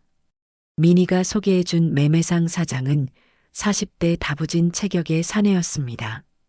입이 무겁고 일처리가 확실하다는 미니의 말처럼 그는 군더더기 없는 태도로 저를 맞았습니다. 박연숙 여사님 되시죠? 동생분께 이야기는 다 들었습니다. 차는 저쪽에 잠시 세워두시면 저희 직원들이 바로 확인할 겁니다. 저는 고개를 끄덕이고 조금 전까지 제가 몰고 온 차의 키를 그에게 건넸습니다. 제 손을 떠난 키가 그의 손에 건네지는 순간 저는 이루 말할 수 없는 해방감을 느꼈습니다. 이제 정말 끝이구나. 직원 2명이 다가와 차를 몰고 성능 확인장으로 가져갔습니다. 저는 통유리 너머로 제 차가 리프트 위에 올라가고 전문가들의 손에 의해 여기저기 해체되고 점검받는 모습을 묵묵히 지켜보았습니다. 며느리가 그토록 애지중지하며 작은 흠집 하나에도 발을 동동 구르던 그 번쩍이는 껍데기가 아무런 감정 없는 기계 장치로 분해되고 있었습니다. 차량 상태는 최상급이네요. 주행거리도 짧고 무사고 차량이라 저희가 드릴 수 있는 최고가로 책정했습니다. 잠시 후 사장이 서류 몇 장을 들고 제 앞에 앉았습니다. 그가 제시한 금액은 제가 예상했던 것보다 훨씬 더 만족스러운 액수였습니다. 저는 말없이 고개를 끄덕였습니다. 그럼 바로 서류 작업 진행하겠습니다. 여기 양도 증명서에 서명만 해주시면 됩니다. 사장이 내민 서류 위로 저는 제 이름을 적어 내려갔습니다. 박연숙. 제 이름 석자를 쓰는 그 짧은 순간 수많은 감정이 스쳐 지나갔습니다. 이 차를 사주던 날, 어머니, 정말 감사합니다. 앞으로 제가 더 잘할게요. 라며 제 손을 잡던 아들의 얼굴. 새 차를 받고 아이처럼 기뻐하며 백화점으로 달려가던 며느리의 뒷모습. 그 모든 것이 부질없는 신기루처럼 느껴졌습니다. 제 마지막 획이 종이에 닿는 순간 저는 과거에 어리석었던 저와 완벽하게 결별했습니다. 신분증 확인됐고요. 차량 등록 원부와 모두 일치합니다. 그럼 바로 입금 처리해 드리겠습니다. 잠시만 기다려 주십시오. 사장은 노트북으로 무언가를 바쁘게 두드렸습니다. 저와 민희는 숨을 죽인 채 그 모습을 지켜보았지요. 제 무릎 위에 놓인 휴대폰이 짧게 진동하며 화면이 밝아졌습니다. 은행 앱에서 보낸 알림 메시지였습니다. 5,200만 원이 입금되었습니다. 화면에 찍힌 숫자를 보는 순간 제 입가에 희미한 미소가 번졌습니다. 이것은 단순히 차값이 아니었습니다. 제가 짓밟혔던 존엄의 값이자 앞으로 되찾을 제 인생의 주도권에 대한 계약금이었습니다. 옆에 앉아있던 미니가 제 어깨를 툭 치며 흥분을 감추지 못하고 속삭였습니다. 언니 해냈어. 우리가 해냈다고. 와, 속이 다 시원하다. 당장 그 여우 낯짝이 보고 싶네. 저는 그런 미니를 보며 조용히 웃었습니다. 제 마음은 이상할 정도로 고요하고 평온했어요. 복수는 뜨거운 분노가 아니라 차가운 계산과 냉정한 실행으로 완성되는 것임을 깨달았기 때문입니다. 모든 절차는 정확히 30분 만에 끝났습니다. 매매상을 나서자 미니가 제 손을 잡아 끌었습니다. 언니, 이대로 그냥 집에 갈 수 없지. 우리 시원하게 막걸리 한잔하자. 내가 쏠게. 아니다. 오늘은 그냥 들어가고 싶구나. 아직 할 일이 남았다. 제 말에 미니는 더 이상 조르지 않았습니다. 우리는 택시를 타고 집으로 돌아왔습니다. 돌아오는 내내 미니는 앞으로 닥쳐올 폭풍에 대해 기대감을 감추지 못했지만 저는 그저 창밖의 야경을 말없이 바라볼 뿐이었습니다. 제 머릿속은 이미 내일의 계획으로 가득 차 있었으니까요. 집 앞에 도착해 택시에서 내리며 미니가 제 손을 다시 한번 굳게 잡았습니다. 언니, 절대 마음 약해지면 안 돼. 내일이 진짜 시작이야. 알아. 걱정 마라. 짧은 인사를 나누고 집으로 들어왔습니다. 거실은 아들과 며느리가 떠난 뒤의 흔적들로 어수선했습니다. 식탁 위에는 그들이 먹다 남긴 해물찜과 과일 접시가 그대로 놓여 있었어요. 저는 그 모든 것을 말없이 치우기 시작했습니다. 그들의 흔적을 닦아내고 제 공간을 온전히 되찾는 의식과도 같았습니다. 모든 정리를 마치고 샤워를 한 뒤 저는 서재 책상에 앉아 잠시 눈을 감았습니다. 이제 주사위는 던져졌습니다. 내일부터는 온전히 나의 시간이 시작될 것이었습니다. 다음 날 아침 저는 평소보다 조금 이른 시간에 잠에서 깼습니다. 밤새 뒤척였지만 이상하게 몸은 깃털처럼 가벼웠어요. 오랜 시간 저를 짓누르던 무거운 돌덩이 하나를 내려놓은 기분이었습니다. 저는 여느 때와 같이 일어나 간단히 아침을 차려 먹고 베란다의 화초들에게 물을 주었습니다. 햇살을 흠뻑 머금은 난초 잎사귀가 유난히 생기 넘쳐 보였어요. 모든 것이 평온한 아침이었습니다. 하지만 이 고요함은 폭풍전야의 그것이라는 것을 저는 잘 알고 있었습니다. 예상했던 첫 번째 연락은 오전 10시가 조금 넘어서였습니다. 며느리에게서 걸려온 전화였지요. 저는 일부러 전화를 바로 받지 않았습니다. 애를 태우는 것도 심리전의 일부이니까요. 벨소리가 끊어지고 잠시 후 다시 전화가 걸려왔을 때 저는 그제야 느릿하게 통화 버튼을 눌렀습니다. 여보세요. 어머니, 저 미선이에요. 좋은 아침이에요. 며느리의 목소리는 아직 평온했습니다. 약간의 짜증과 조바심이 섞여 있었지만 아직은 여유가 있는 듯 했어요. 그래, 무슨 일이냐? 다름이 아니라 어머니. 어제 맡기신 차 카센터에서 아직 연락이 없네요. 보통 다 되면 연락 주지 않나요? 그런가? 이상하네. 사장님이 바쁘신가 보지. 조금만 더 기다려봐라. 곧 연락할 게다. 저는 최대한 아무것도 모르는 조금은 무심한 시어머니의 목소리를 연기했습니다. 제 대답에 며느리는 네, 알겠어요, 어머니. 라고 대답했지만 그 목소리 끝에서 의심의 싹이 트고 있다는 것을 느낄 수 있었습니다. 두 번째 전화가 걸려온 것은 점심시간이 훌쩍 지난 오후 2시경이었습니다. 이번에 며느리의 목소리는 아침보다 훨씬 더 날카롭고 다급해져 있었어요. 어머니, 아무래도 이상해요. 제가 어머니가 말씀하신 그 카센터에 직접 전화를 해봤는데 어제 차가 들어온 적이 없다는데요? 이게 어떻게 된 거예요? 그녀가 직접 카센터에 전화를 해봤다는 말에 저는 속으로 웃음이 나왔습니다. 제 예상대로 정확하게 움직여주고 있었으니까요. 저는 일부러 깜짝 놀란 목소리를 냈습니다. 어머 세상에, 정말이냐? 그럼 그 차가 어디로 갔다는 말이니?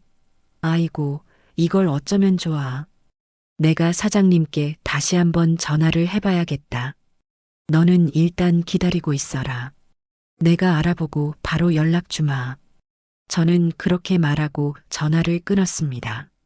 그리고는 휴대폰을 소파 위에 던져두고 유유히 부엌으로 가 향긋한 유자차를 끓이기 시작했습니다. 며느리는 지금쯤 온갖 상상을 하며 피가 마르고 있겠지요. 차를 도둑맞은 것은 아닐까? 혹시 내가 다른 곳에 차를 맡기고 잊어버린 것은 아닐까?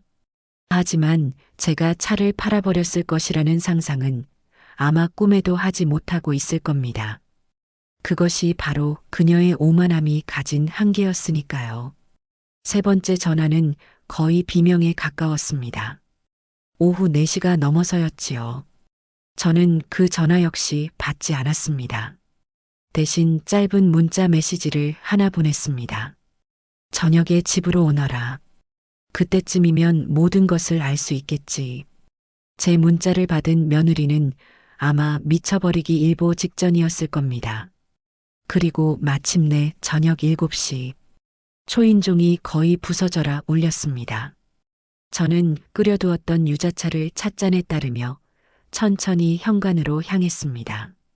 문을 열자 분노와 불안으로 얼굴이 시뻘개진 며느리와 그 옆에서 어쩔 줄 몰라 하는 아들 철수가 서 있었습니다.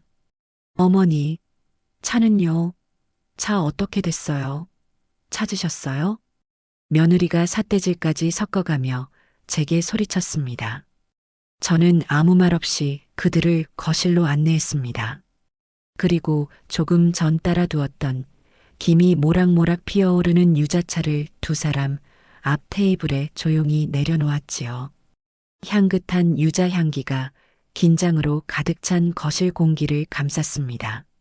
일단 앉아라. 그리고 차부터 한 잔 마시고 이야기하자. 제 너무나도 태연한 태도에 며느리는 오히려 할 말을 잃은 듯 저를 노려보기만 했습니다. 아들 녀석은 눈치만 보며 제 옆에 엉거주춤 앉았어요. 거실에는 찻잔과 찻잔 받침이 부딪히는 소리, 그리고 시계 초침 소리만이 똑딱거리며 울려 퍼졌습니다. 그 숨막히는 침묵의 시간 동안 저는 천천히 제 몫의 유자차를 한 모금 마셨습니다. 그리고 찻잔을 내려놓은 뒤 드디어 입을 열었지요. 저는 며느리와 아들의 눈을 똑바로 쳐다보며 준비했던 5글자를 제 인생에서 가장 차분하고 단호한 목소리로 내뱉었습니다. 내가 팔았다.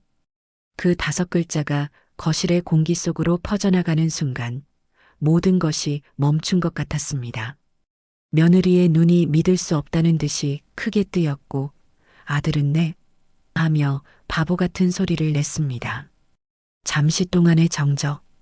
그리고 그 정적을 깨고 며느리의 입에서 인간의 것이라고는 믿기 힘든 날카로운 비명이 터져 나왔습니다. 바야흐로 길고 길었던 연극의 마지막 장이 오르고 있었습니다. 지금 뭐라고 하셨어요, 어머니? 제가 잘못 들은 거죠? 그런 끔찍한 농담은 하지 마세요. 며느리는 실성한 사람처럼 웃으며 소리쳤습니다. 현실을 부정하고 싶은 마지막 발악이었지요. 아들 역시 상황 파악이 되지 않는 듯 제 얼굴과 아내의 얼굴을 번갈아 쳐다보며 어쩔 줄 몰라 했습니다. 저는 그들의 혼란스러운 반응을 묵묵히 지켜보다가 조용히 자리에서 일어났습니다. 그리고 서재로 들어가 어젯밤 미리 준비해둔 서류 봉투를 들고 나왔습니다. 저는 봉투 안에 있던 서류들을 거실 테이블 위에 한 장씩 아주 천천히 펼쳐 놓았습니다. 마치 화투패를 돌리듯 그들의 운명을 결정지을 증거들을 차례로 내려놓았지요. 첫 번째는 제 이름으로 된 은행 거래 내역서였습니다. 여기 보거라. 2년 전 이 차를 살 때 내 통장에서 차량 대금 전액이 판매사로 이체되었다는 증명서다. 니들이 나한테 손 벌려서 받아간 바로 그 돈이지. 이 차는 처음부터 내 돈으로 산 완벽한 내 재산이다. 며느리는 테이블 위로 몸을 기울여 서류에 찍힌 제 이름과 금액을 확인했습니다. 그녀의 얼굴에서 핏기가 가시는 것이 보였어요. 저는 잠시 숨을 고른 뒤 2번째 서류를 내려놓았습니다. 제 이름이 선명하게 박힌 자동차 등록증 원본이었습니다. 이것은 이 차의 소유자가 법적으로도 나 박연숙이라는 것을 증명하는 서류다. 너는 그저 내 호의로 내 차를 잠시 빌려 타고 다녔던 것뿐이야. 알겠니? 마지막으로 저는 어제 중고차 매매상에서 받은 차량 양도증명서를 그들 앞에 던졌습니다. 양도인 박연숙이라는 글자 옆에 찍힌 제 도장이 유난히 선명하게 보였습니다. 그리고 이것은 어제 내가 내 소유의 재산을 합법적인 절차에 따라 처분했다는 증명서다. 이제 이 차는 더 이상 내 것도 당연히 네 것도 아니다.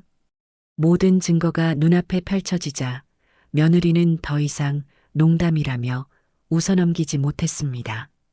그녀의 얼굴은 분노와 모욕감으로 일그러져 있었어요. 어떻게 저한테 한마디 상의도 없이 이럴 수가 있어요. 이건 명백한 제 재산이에요. 제가 타고 다녔잖아요. 네가 타고 다닌다고 해서 네 것이 되는 게 아니다. 그렇다면 세상에 도둑놈은 없겠지. 법과 논리라는 게 왜 있겠니?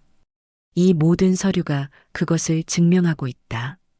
제 논리적인 반박에 할 말을 잃은 며느리는 잠시 저를 죽일 듯이 노려보더니 이내 타겟을 바꾸었습니다.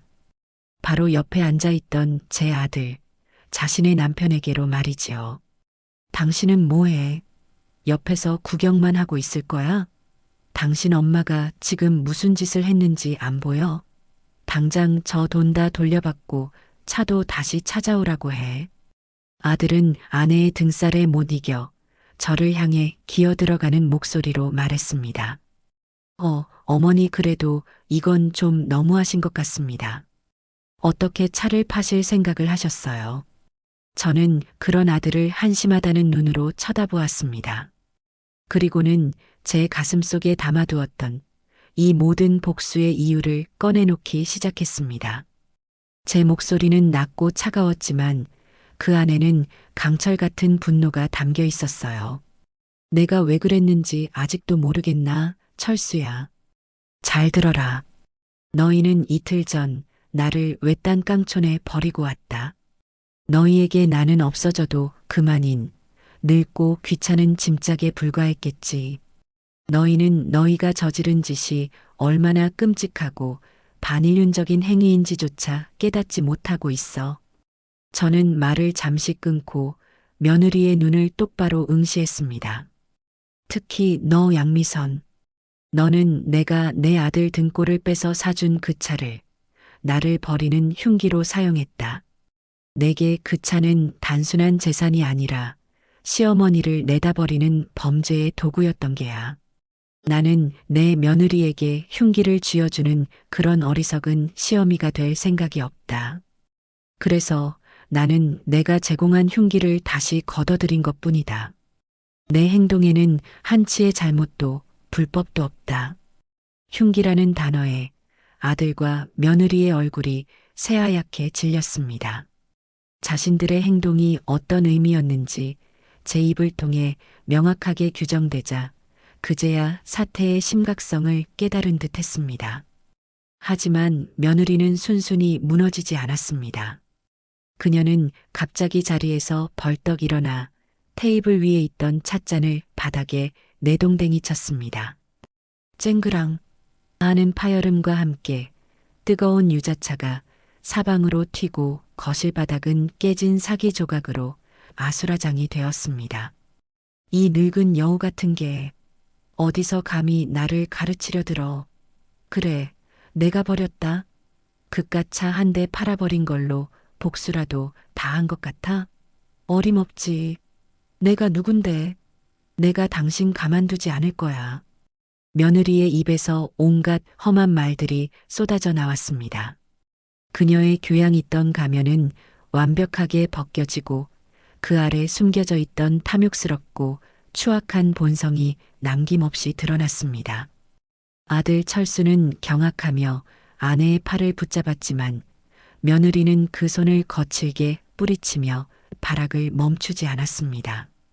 저는 그 모든 광경을 마치 남의 집 불구경하듯 무표정하게 바라보았습니다. 이제 곧 저 불길은 저들 자신을 삼키게 될 것이었습니다. 견고해 보였던 그들의 연대는 제 논리의 망치 앞에서 산산조각 나고 있었습니다. 당신은 뭐하고 서 있어? 바보같이. 당장 저 늙은이 멱살이라도 잡고 돈 내놓으라고 해야 할 거 아니야. 며느리는 분이 풀리지 않는지 이제는 애꿎은 아들에게 화풀이를 하기 시작했습니다. 제게는 법과 논리라는 방패가 있었지만 아들은 그녀에게 가장 만만한 공격 대상이었으니까요. 그동안 억눌려왔던 아들에 대한 무시와 경멸이 본물 터지듯 쏟아져 나왔습니다. 이게 다 너 때문이야. 너가 조금만 더 유능했어도, 너희 집에 돈이 좀 더 많았어도 내가 이렇게까지 할 필요가 있었겠어? 맨날 능력도 없으면서 큰 소리만 뻥뻥 치고. 결국에는 네 엄마 하나 제대로 컨트롤 못해서 이 사단을 만들어? 며느리의 입에서 나온 말은 가히 충격적이었습니다. 모든 책임이 아들의 무능함에 있다는 것이었지요. 늘 아내의 말에 쩔쩔매기만 하던 아들 녀석도 그 말만큼은 참을 수가 없었던 모양입니다. 아들의 얼굴이 시뻘개지더니 평생 한 번도 들어본 적 없는 큰 목소리로 아내에게 소리쳤습니다. 뭐, 내가 무능해? 너 말 다 했어? 내가 누구 때문에 이 고생을 하고 사는데. 네가 벌어오는 돈 한 푼 없이 매달 카드값이며 명품 할부금 막아주느라 내 허리가 휘는 건 안 보였어? 그런데 어떻게 우리 엄마를 버릴 생각을 해? 너 정말 사람이니? 아들의 절규 섞인 외침에 며느리는 코웃음을 쳤습니다. 사람? 하? 웃기지 마. 남자가 째째하게 여자 카드값 가지고 뭘 그래? 그리고 네 엄마가 우리한테 해준 게 뭐가 있는데? 이 집도 대출 끼고 우리가 산 거고 차 한 대 겨우 사준 거 가지고 저렇게 생색내면서 사람을 들들 볶는데 내가 안 미치고 배겨? 그 차가 겨우야? 그 돈이 땅 파서 나오는 돈인 줄 알아? 그리고 엄마가 우리한테 생활비 보태준 건 벌써 다 잊었어? 너 정말 양심도 없는 사람이구나. 제 앞이라는 것도 잊은 채 두 사람은 서로의 치부를 드러내며 물어뜯기 시작했습니다. 그동안 서로에게 쌓였던 불만과 원망이 둑이 무너지듯 한꺼번에 터져 나온 것이지요. 돈 때문에, 니네 집안 때문에, 너의 무능함 때문에. 그들의 대화 속에는 서로에 대한 존중이나 사랑은 조금도 남아있지 않았습니다. 오직 지독한 책임 전가와 이기심만이 가득했어요. 저는 그 추하고 저급한 싸움을 마치 투명 인간이라도 된 듯이 묵묵히 지켜보았습니다. 깨진 찻잔 조각처럼 그들의 관계도 다시는 붙일 수 없을 만큼 산산조각 나고 있었습니다. 저는 그들의 진흙탕 싸움에 일절 개입하지 않았습니다. 아들이 저를 향해 도움을 구하는 눈빛을 보냈지만 저는 차갑게 외면했습니다. 이것은 너희 두 사람이 시작한 싸움이다. 그러니 끝도 너희 두 사람이 내야지. 나는 더 이상 너희들 인생의 해결사 노릇을 하고 싶지 않다. 제 침묵의 메시지를 읽었는지 아들은 이내 고개를 떨구었습니다. 한참 동안 서로에게 상처 주는 말을 퍼붓던 두 사람은 이내 지쳤는지 거친 숨을 몰아쉬었습니다. 며느리는 이 싸움에서 자신이 이길 수 없다는 것을 깨달은 듯 했습니다. 그녀는 제게서 아무것도 얻어낼 수 없었고 심지어 자신의 완벽한 방패막이라고 믿었던 남편마저 등을 돌렸으니까요. 그녀는 분을 이기지 못해 씩씩거리다가 옆에 있던 소파 쿠션을 제게 집어 던졌습니다. 에이, 재수 없어. 더러워서 못 해먹겠네. 당신들 모자 아주 잘 먹고 잘 살아라. 쿠션은 힘없이 제 발치에 떨어졌습니다. 며느리는 마지막 저주를 퍼붓고는 자기가 들고 왔던 과일 바구니를 발로 뻥 차버리고 현관으로 향했습니다. 요란한 소리를 내며 닫히는 문. 그리고 그 문 앞에 모든 것을 잃은 사람처럼 허망하게 서 있는 아들. 거실에는 무거운 침묵과 바닥에 나뒹구는 과일들의 시큼한 냄새만이 남았습니다. 아들은 그 자리에 주저앉아 아이처럼 엉엉 울기 시작했습니다. 다 큰 사내놈이 체면도 잊은 채 목 놓아 우는 모습은 참으로 보기 딱한 광경이었습니다. 하지만 저는 다가가서 아들을 위로해주지 않았습니다. 지금 아들에게 필요한 것은 값싼 동정이 아니었습니다. 자신의 선택이 어떤 끔찍한 결과를 가져왔는지 온몸으로 깨닫는 고통의 시간이었습니다. 저는 자리에서 일어나 깨진 찻잔 조각들을 조심스럽게 치우기 시작했습니다. 아들의 울음소리를 배경음악 삼아 저는 묵묵히 빗자루질을 했어요. 이 어지러운 거실을 치우고 나면 제 인생도 조금은 정리가 될 것 같았습니다. 한참을 울던 아들은 이내 울음을 그치고 넋이 나간 표정으로 저를 올려다보았습니다. 어머니, 저 이제 어떻게 해야 해요? 저는 빗자루질을 멈추고 그런 아들을 차갑게 내려다보았습니다. 그리고는 제 서재로 들어가 그를 위해 준비해둔 마지막 서류를 들고 나왔습니다. 그것은 깨끗한 이혼 서류 용지였습니다. 아들은 스스로의 힘으로 부서진 조각들을 치우고 새로운 삶을 시작해야 했습니다. 그 시작을 제가 도와줄 참이었습니다. 비록 그 과정이 아무리 고통스러울지라도 말이지요. 며느리가 저주를 퍼부으며 뛰쳐나가고 거실에는 부서진 희망처럼 널브러진 아들의 울음소리만이 가득했습니다. 저는 그 소리를 배경음악처럼 들으며 조금 전 며느리가 내동댕이 쳤던 깨진 찻잔 조각들을 묵묵히 쓸어 담기 시작했습니다. 쨍그랑거리며 쓰레받기 안으로 담기는 사기 조각들이 마치 제 아들의 무너진 결혼 생활 같다는 생각이 들었어요. 제가 먼저 해야 할 일은 아들을 위로하는 것이 아니라 이 난장판을 치우는 것이었습니다. 이 모든 파국에 책임이 있는 아들이 제 손으로 직접 이 상황을 수습하게 만들어야 했습니다. 철수야, 그만 울고 일어나거라. 제 목소리에는 온기라고는 조금도 담겨 있지 않았습니다.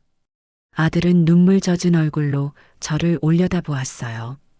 그 눈에는 어미에게 매달리는 어린아이의 절박함이 담겨 있었습니다. 바닥에 널린 과일들부터 치우거라.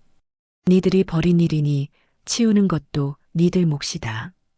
제 말에 아들은 잠시 망설이는 듯 했지만 이내 제 눈빛에서 어떤 타협이 여지도 없다는 것을 읽었는지 힘없이 몸을 일으켰습니다.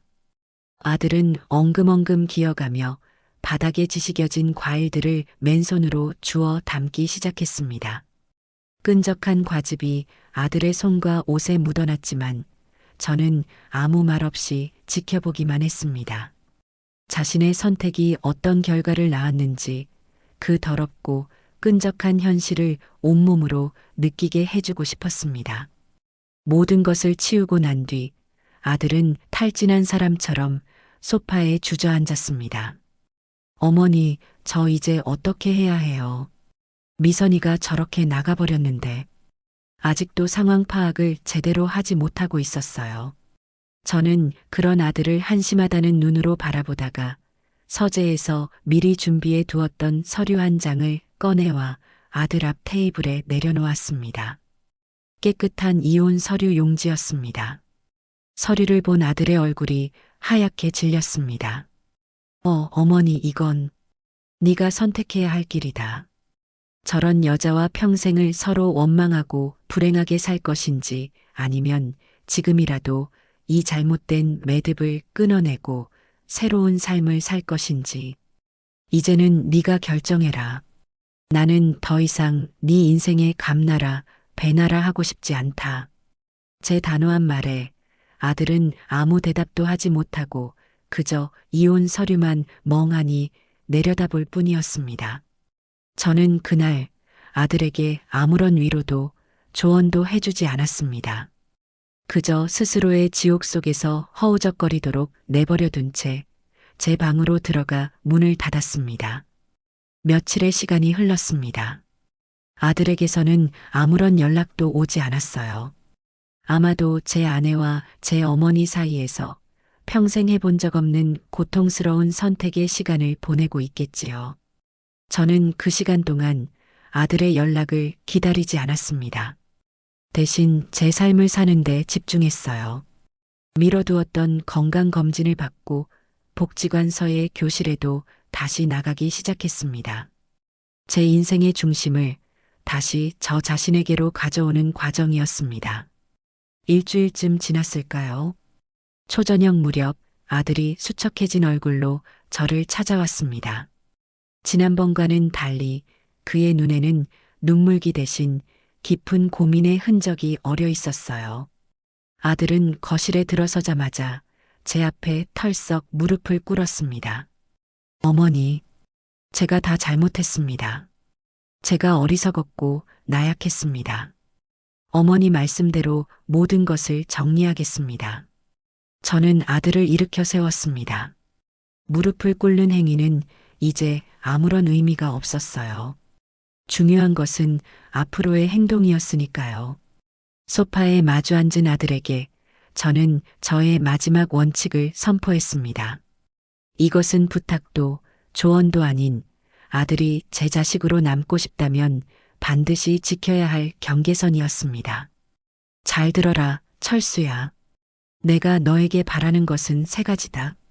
첫째, 내가 팔아버린 찻값은 한 푼도 돌려줄 생각 없다.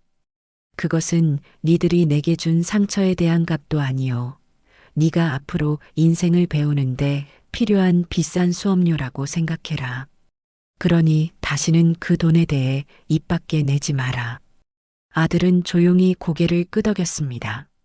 둘째, 너희 부부 문제에 나는 더 이상 단 한마디도 개입하지 않을 것이다. 이혼을 하든 다시 합치든 재산 분할을 어떻게 하든 그 모든 것은 너희 두 사람이 알아서 해결해라. 나는 판사도 상담사도 니들 뒤치다꺼리나 하는 늙은 어미도 아니다. 니들 문제는 니들 스스로 책임져라. 제 말에 아들의 어깨가 움찔하는 것이 보였지만 그는 반박하지 않았습니다. 그리고 마지막 셋째. 앞으로 나에게 용서를 구하지 마라. 말로 하는 용서는 1000번이고 10,000번이고 할 수 있는 가장 값싼 행위다. 네가 정말 나에게 미안하고 이 어미의 아들로 다시 서고 싶다면 앞으로 네 인생을 통해 행동으로 증명해 보여라. 누구에게도 기대지 않고 제 힘으로 바로 서는 남자의 모습을 이 어미에게 보여주란 말이다. 그때가 되어서야 비로소 나는 너를 내 아들로 다시 생각할 것이다. 제 3원칙 선포가 끝나자 아들은 한참 동안이나 말이 없었습니다. 그리고는 아주 작은 목소리로 하지만 분명한 어조로 대답했습니다. 네, 어머니. 명심하겠습니다. 그날 아들은 더 이상 제게 매달리거나 넋두리를 늘어놓지 않았습니다. 그저 조용히 일어나 무거운 어깨를 하고 집을 나섰습니다. 저는 현관문이 닫히는 소리를 들으며 비로소 길고 길었던 아들과의 관계가 새로운 국면으로 접어들었음을 직감했습니다. 더 이상 의존과 희생으로 얼룩진 모자 관계가 아닌 각자의 삶을 책임지는 두 명의 독립된 어른으로서의 관계. 그 서먹하고 어색한 시작이었습니다. 그날 이후 제 삶에는 거짓말처럼 평온이 찾아왔습니다. 아들의 문제로 밤새 잠 못 이루던 날들도 며느리의 가식적인 웃음 뒤에 숨겨진 칼날을 경계해야 했던 날들도 모두 과거가 되었지요. 저는 오롯이 저 자신을 위한 시간을 보내기 시작했습니다. 아침에는 복지관에서 친구들과 웃고 떠들고 오후에는 서예에 몰두하며 마음을 다스렸습니다. 저녁에는 좋아하는 드라마를 보며 소리내어 웃기도 했고요. 마치 오랫동안 앓던 지병이 나은 것처럼 하루하루가 상쾌하고 가뿐했습니다. 물론 아들과 며느리에 대한 소식이 전혀 들려오지 않은 것은 아니었습니다. 제 정보통인 동생 미니가 동네 아줌마들 네트워크를 통해 수집한 온갖 소식들을 주기적으로 제게 보고해 주었으니까요. 미니의 말에 따르면 며느리 양미선의 삶은 그야말로 나락으로 떨어지고 있었습니다. 그 번쩍이던 흰색 세단이 사라지자 그녀의 삶을 지탱하던 모든 허영의 기둥들이 한꺼번에 무너져 내린 것이지요. 언니, 며느리 말이야. 어제 버스 정류장에서 봤는데 몰골이 말이 아니더라. 비싼 명품 옷은 어디 가고 후줄근한 티셔츠에 화장도 안 한 얼굴인데 사람이 반쪽이 됐어. 나랑 눈이 마주쳤는데 기겁을 하고 고개를 휙 돌리더라니까. 미니는 고소하다는 듯이 혀를 찼습니다.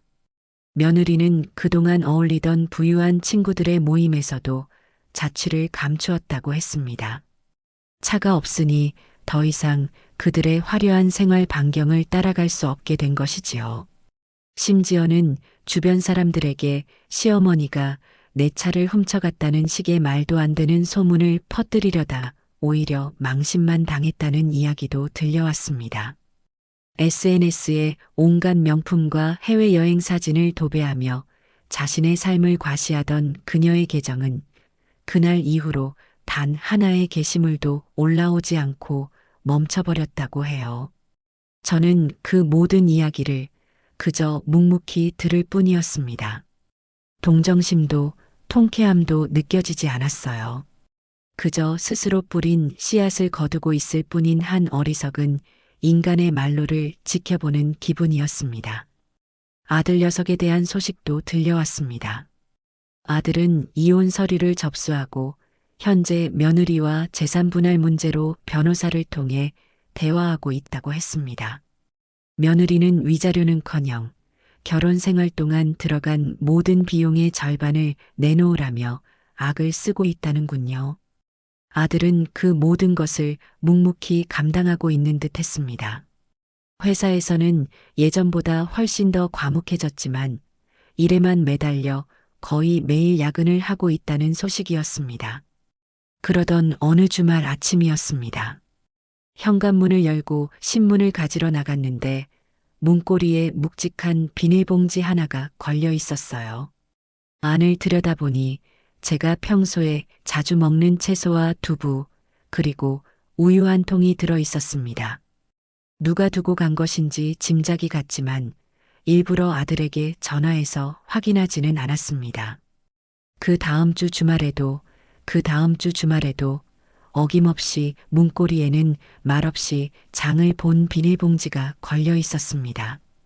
값비싼 선물이나 용돈이 아니었어요. 그저 제가 끼니를 거르지 않을까 걱정하는 아들 녀석의 서투른 속죄 방식이었습니다. 저는 그 봉지를 말없이 집 안으로 들여왔습니다. 그리고 그 재료들로 정성껏 음식을 만들어 먹었어요. 행동으로 증명하라는 제 마지막 말을 아들은 자신만의 방식으로 지키고 있었던 겁니다. 우리의 대화는 끊겼지만 그 말없는 장바구니를 통해 어색하고 서툰 소통이 이어지고 있었습니다. 고맙다는 말도 그만하라는 말도 하지 않았습니다. 그저 아들의 행동을 묵묵히 지켜보며 그가 조금씩 어른이 되어가는 과정을 지켜볼 뿐이었습니다. 그렇게 각자의 겨울은 흐르고 있었습니다. 며느리는 허영의 대가를 치르며 혹독한 추위 속에서 홀로 떨고 있었고 아들은 자신의 과오를 책임지기 위해 묵묵히 속죄의 시간을 보내고 있었지요. 그리고 저는 그 모든 소용돌이에서 벗어나 제 인생의 주도권을 되찾으며 오롯이 저만의 따뜻한 계절을 준비하고 있었습니다. 문 앞에 놓인 장바구니를 볼 때마다 저는 아들이 언젠가는 이 긴 겨울을 끝내고 자신만의 봄을 맞이할 수 있으리라 조용히 믿어보기로 했습니다. 시간이 흘러 계절이 두어 번 바뀌었습니다. 아들이 매주 문 앞에 걸어두고 가는 말없는 장바구니는 익숙한 의식이 되었지만 이 어색한 관계를 계속할 수는 없다는 생각이 들었어요. 아들이 죄책감에서 벗어나 온전히 자기 인생을 살게 하려면 제가 먼저 더 큰 걸음을 내디뎌야 했습니다. 그러던 어느 날 TV에서 거대한 크루즈선이 세계를 항해하는 모습을 보았습니다. 평생 아들 하나만 바라보며 희생하고 살았는데 이제 그 짐을 내려놓았으니 남은 인생은 온전히 나를 위해 살아봐도 되지 않을까 하는 마음이 강하게 일었어요. 다음 날 저는 난생 처음 혼자 대형 여행사를 찾아갔습니다. 그리고 제 인생에서 가장 대담한 결정을 내렸지요. 세계 일주 크루즈 가장 길고 멀리 가는 걸로 예약해 주세요. 90일간 5대양 6대주를 항해하는 꿈 같은 여정이었어요. 평생 모은 돈의 상당 부분을 써야 했지만 이것은 과거의 저와 완벽하게 작별하고 새로운 저로 태어나기 위한 가장 큰 투자였습니다. 저는 망설임 없이 여행을 결제했습니다. 집으로 돌아와 아들에게 단호한 어투로 짧은 문자를 보냈습니다. 석 달 여행 간다. 이제 문 앞에 물건 그만두고 가거라. 아들이 서운해하거나 매달리면 어쩌나 잠시 걱정했지만 그것은 기우였습니다. 곧바로 온 답장은 제 마음을 울렸어요. 몸 건강히 행복하게 다녀오세요. 사랑합니다. 그 짧은 문장을 읽는 순간 눈에서 뜨거운 눈물 한 방울이 떨어졌습니다. 아들은 제 결정을 온전히 존중해 주었어요. 이것은 과거에 대한 용서가 아닌 건강한 경계선 위에서 나눈 미래를 향한 화해였습니다. 저는 그래. 너도 건강해라. 고 답장을 보냈습니다. 출항 당일 인천항은 새로운 시작에 대한 기대로 북적였습니다. 배웅 나온 동생 민희는 눈물을 글썽였지만 저는 웃으며 등을 두드려 주었어요. 아들에게는 일부러 오지 말라고 했습니다. 이것은 슬픈 떠남이 아닌 기쁜 출발이어야 했으니까요. 거대한 크루즈선은 마치 하얀 성체 같았어요. 긴 탑승교를 건너 배 안으로 들어서니 모든 것이 꿈만 같았습니다. 제가 배정받은 객실은 작지만 아늑했고 창밖으로는 분주한 항구의 모습이 그림처럼 펼쳐져 있었지요. 평생을 누군가의 아내, 어머니, 시어머니라는 이름으로 살아온 제 삶을 되돌아보았습니다. 부웅. 웅장한 백고동 소리가 울리고 저는 갑판으로 나갔습니다. 많은 사람들이 멀어지는 육지를 향해 손을 흔들었지만 저는 그저 제 과거가 한 점이 되어 사라질 때까지 묵묵히 바라볼 뿐이었습니다. 배가 망망대해로 접어들었을 때 어디선가 펑 하는 경쾌한 샴페인 소리가 들려왔어요. 그 소리에 제 마음속 마지막 응어리마저 터져나가는 기분이었습니다. 더 이상 저는 누군가에게 얽매인 존재가 아니었어요. 제 인생의 운전대를 되찾은 온전한 나 박연숙이었습니다. 나는 내 마음의 방 주인으로 돌아왔다. 저는 작은 목소리로 움츠렸습니다. 이 긴 싸움의 끝은 복수가 아닌 나의 완벽한 행복과 자유의 시작이었습니다. 크루즈 위에서의 하루하루는 선물 같았습니다. 아침에 눈을 뜨면 지중해의 푸른 바다가, 때로는 알래스카의 거대한 빙하가 저를 맞았어요. 혼자라는 어색함은 금세 편안함으로 바뀌었습니다. 누구의 눈치도 볼 필요 없이 오로지 제가 원하는 것을 하며 시간을 보냈지요. 낯선 시간과 공간 속에서 지난 세월의 아픔은 파도처럼 희미해져 갔습니다. 며느리에 대한 분노도 아들에 대한 슬픔도 아주 먼 옛날의 일처럼 아득하게 느껴졌어요. 그들을 용서한 것은 아니었지만 더 이상 그들이 제 인생을 휘두르도록 내버려 두지 않을 평온을 얻게 된 것이지요. 여행 막바지 캐나다의 작은 항구 도시에 잠시 정박했습니다. 거리를 구경하다 한 생선 가게 앞에 주렁주렁 매달린 말린 생선을 보았어요. 아들이 유독 좋아하던 과메기가 떠올랐습니다. 문득 그 녀석이 어떻게 지낼까 궁금해졌어요. 저는 근처 가게에서 엽서 한 장을 사서 아주 짧은 편지를 썼습니다. 과메기 제철되면 같이 먹자. 건강해라. 그것이 전부였습니다. 미안함도 그리움도 담지 않았어요. 그저 우리는 여전히 가족이라는 사실을 확인시켜주는 담담한 농담 같은 것이었습니다. 저는 그 엽서를 우체통에 넣으며 이 마음이 아들에게 어떻게 가닿을지는 온전히 그의 몫으로 남겨두기로 했습니다. 꿈 같은 여정이 끝나고 저는 다시 인천항으로 돌아왔습니다. 3개월 전 상처로 가득했던 저는 이제 없었어요. 제 안은 바다처럼 넓고 평온한 무언가로 채워져 있었지요. 입국장을 빠져나오자 약속이라도 한 듯 아들이 저를 기다리고 있었습니다. 이전보다 표정이 훨씬 안정되고 편안해 보였어요. 아들은 말없이 제 여행 가방을 받아들었지요. 집으로 돌아오는 차 안에서 우리는 편안한 대화를 나누었습니다. 아들은 제 여행 이야기를 진심으로 귀 기울여 주었고 자신의 힘든 이야기는 한마디도 꺼내지 않았어요. 우리의 대화는 오직 현재와 미래에만 머물러 있었습니다. 집 앞에 도착했을 때 저는 작은 변화를 발견했습니다. 문 앞은 깨끗했어요. 더 이상 죄책감의 상징 같던 장바구니는 없었습니다. 대신 잡초가 무성했던 현관 옆 작은 화단이 말끔하게 정리되어 있고 제가 좋아하는 국화 화분이 예쁘게 심어져 있었지요. 제 공간을 침범하지 않으면서 말없이 제 삶을 응원하는 새로운 존중의 방식이었습니다.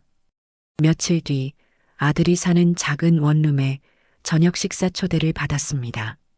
아들이 서툰 솜씨로 차린 따뜻한 밥상 앞에서 우리는 예전에 제가 보낸 엽서 이야기를 하며 웃었습니다.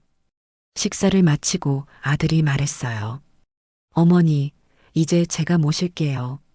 그 말은 더 이상 과거처럼 어미에게 기대려는 나약한 의존이 아니었습니다. 한 명의 독립된 어른으로서 함께 걸어가자는 든든한 제안이었지요. 저는 말없이 웃으며 고개를 끄덕였습니다. 그날 밤 집으로 돌아와 창밖의 달을 보았어요. 길고 길었던 싸움이 끝났습니다. 진정한 사이다의 끝은 통쾌한 복수가 아니라 이렇듯 따뜻하고 평온한 일상의 회복이었습니다. 저는 제 인생의 운전대를 완벽하게 되찾았고 제 아들은 비로소 어른이 되었습니다. 우리의 진짜 이야기는 서로를 존중하는 두 명의 어른으로서 바로 오늘부터 새로 시작되고 있었습니다.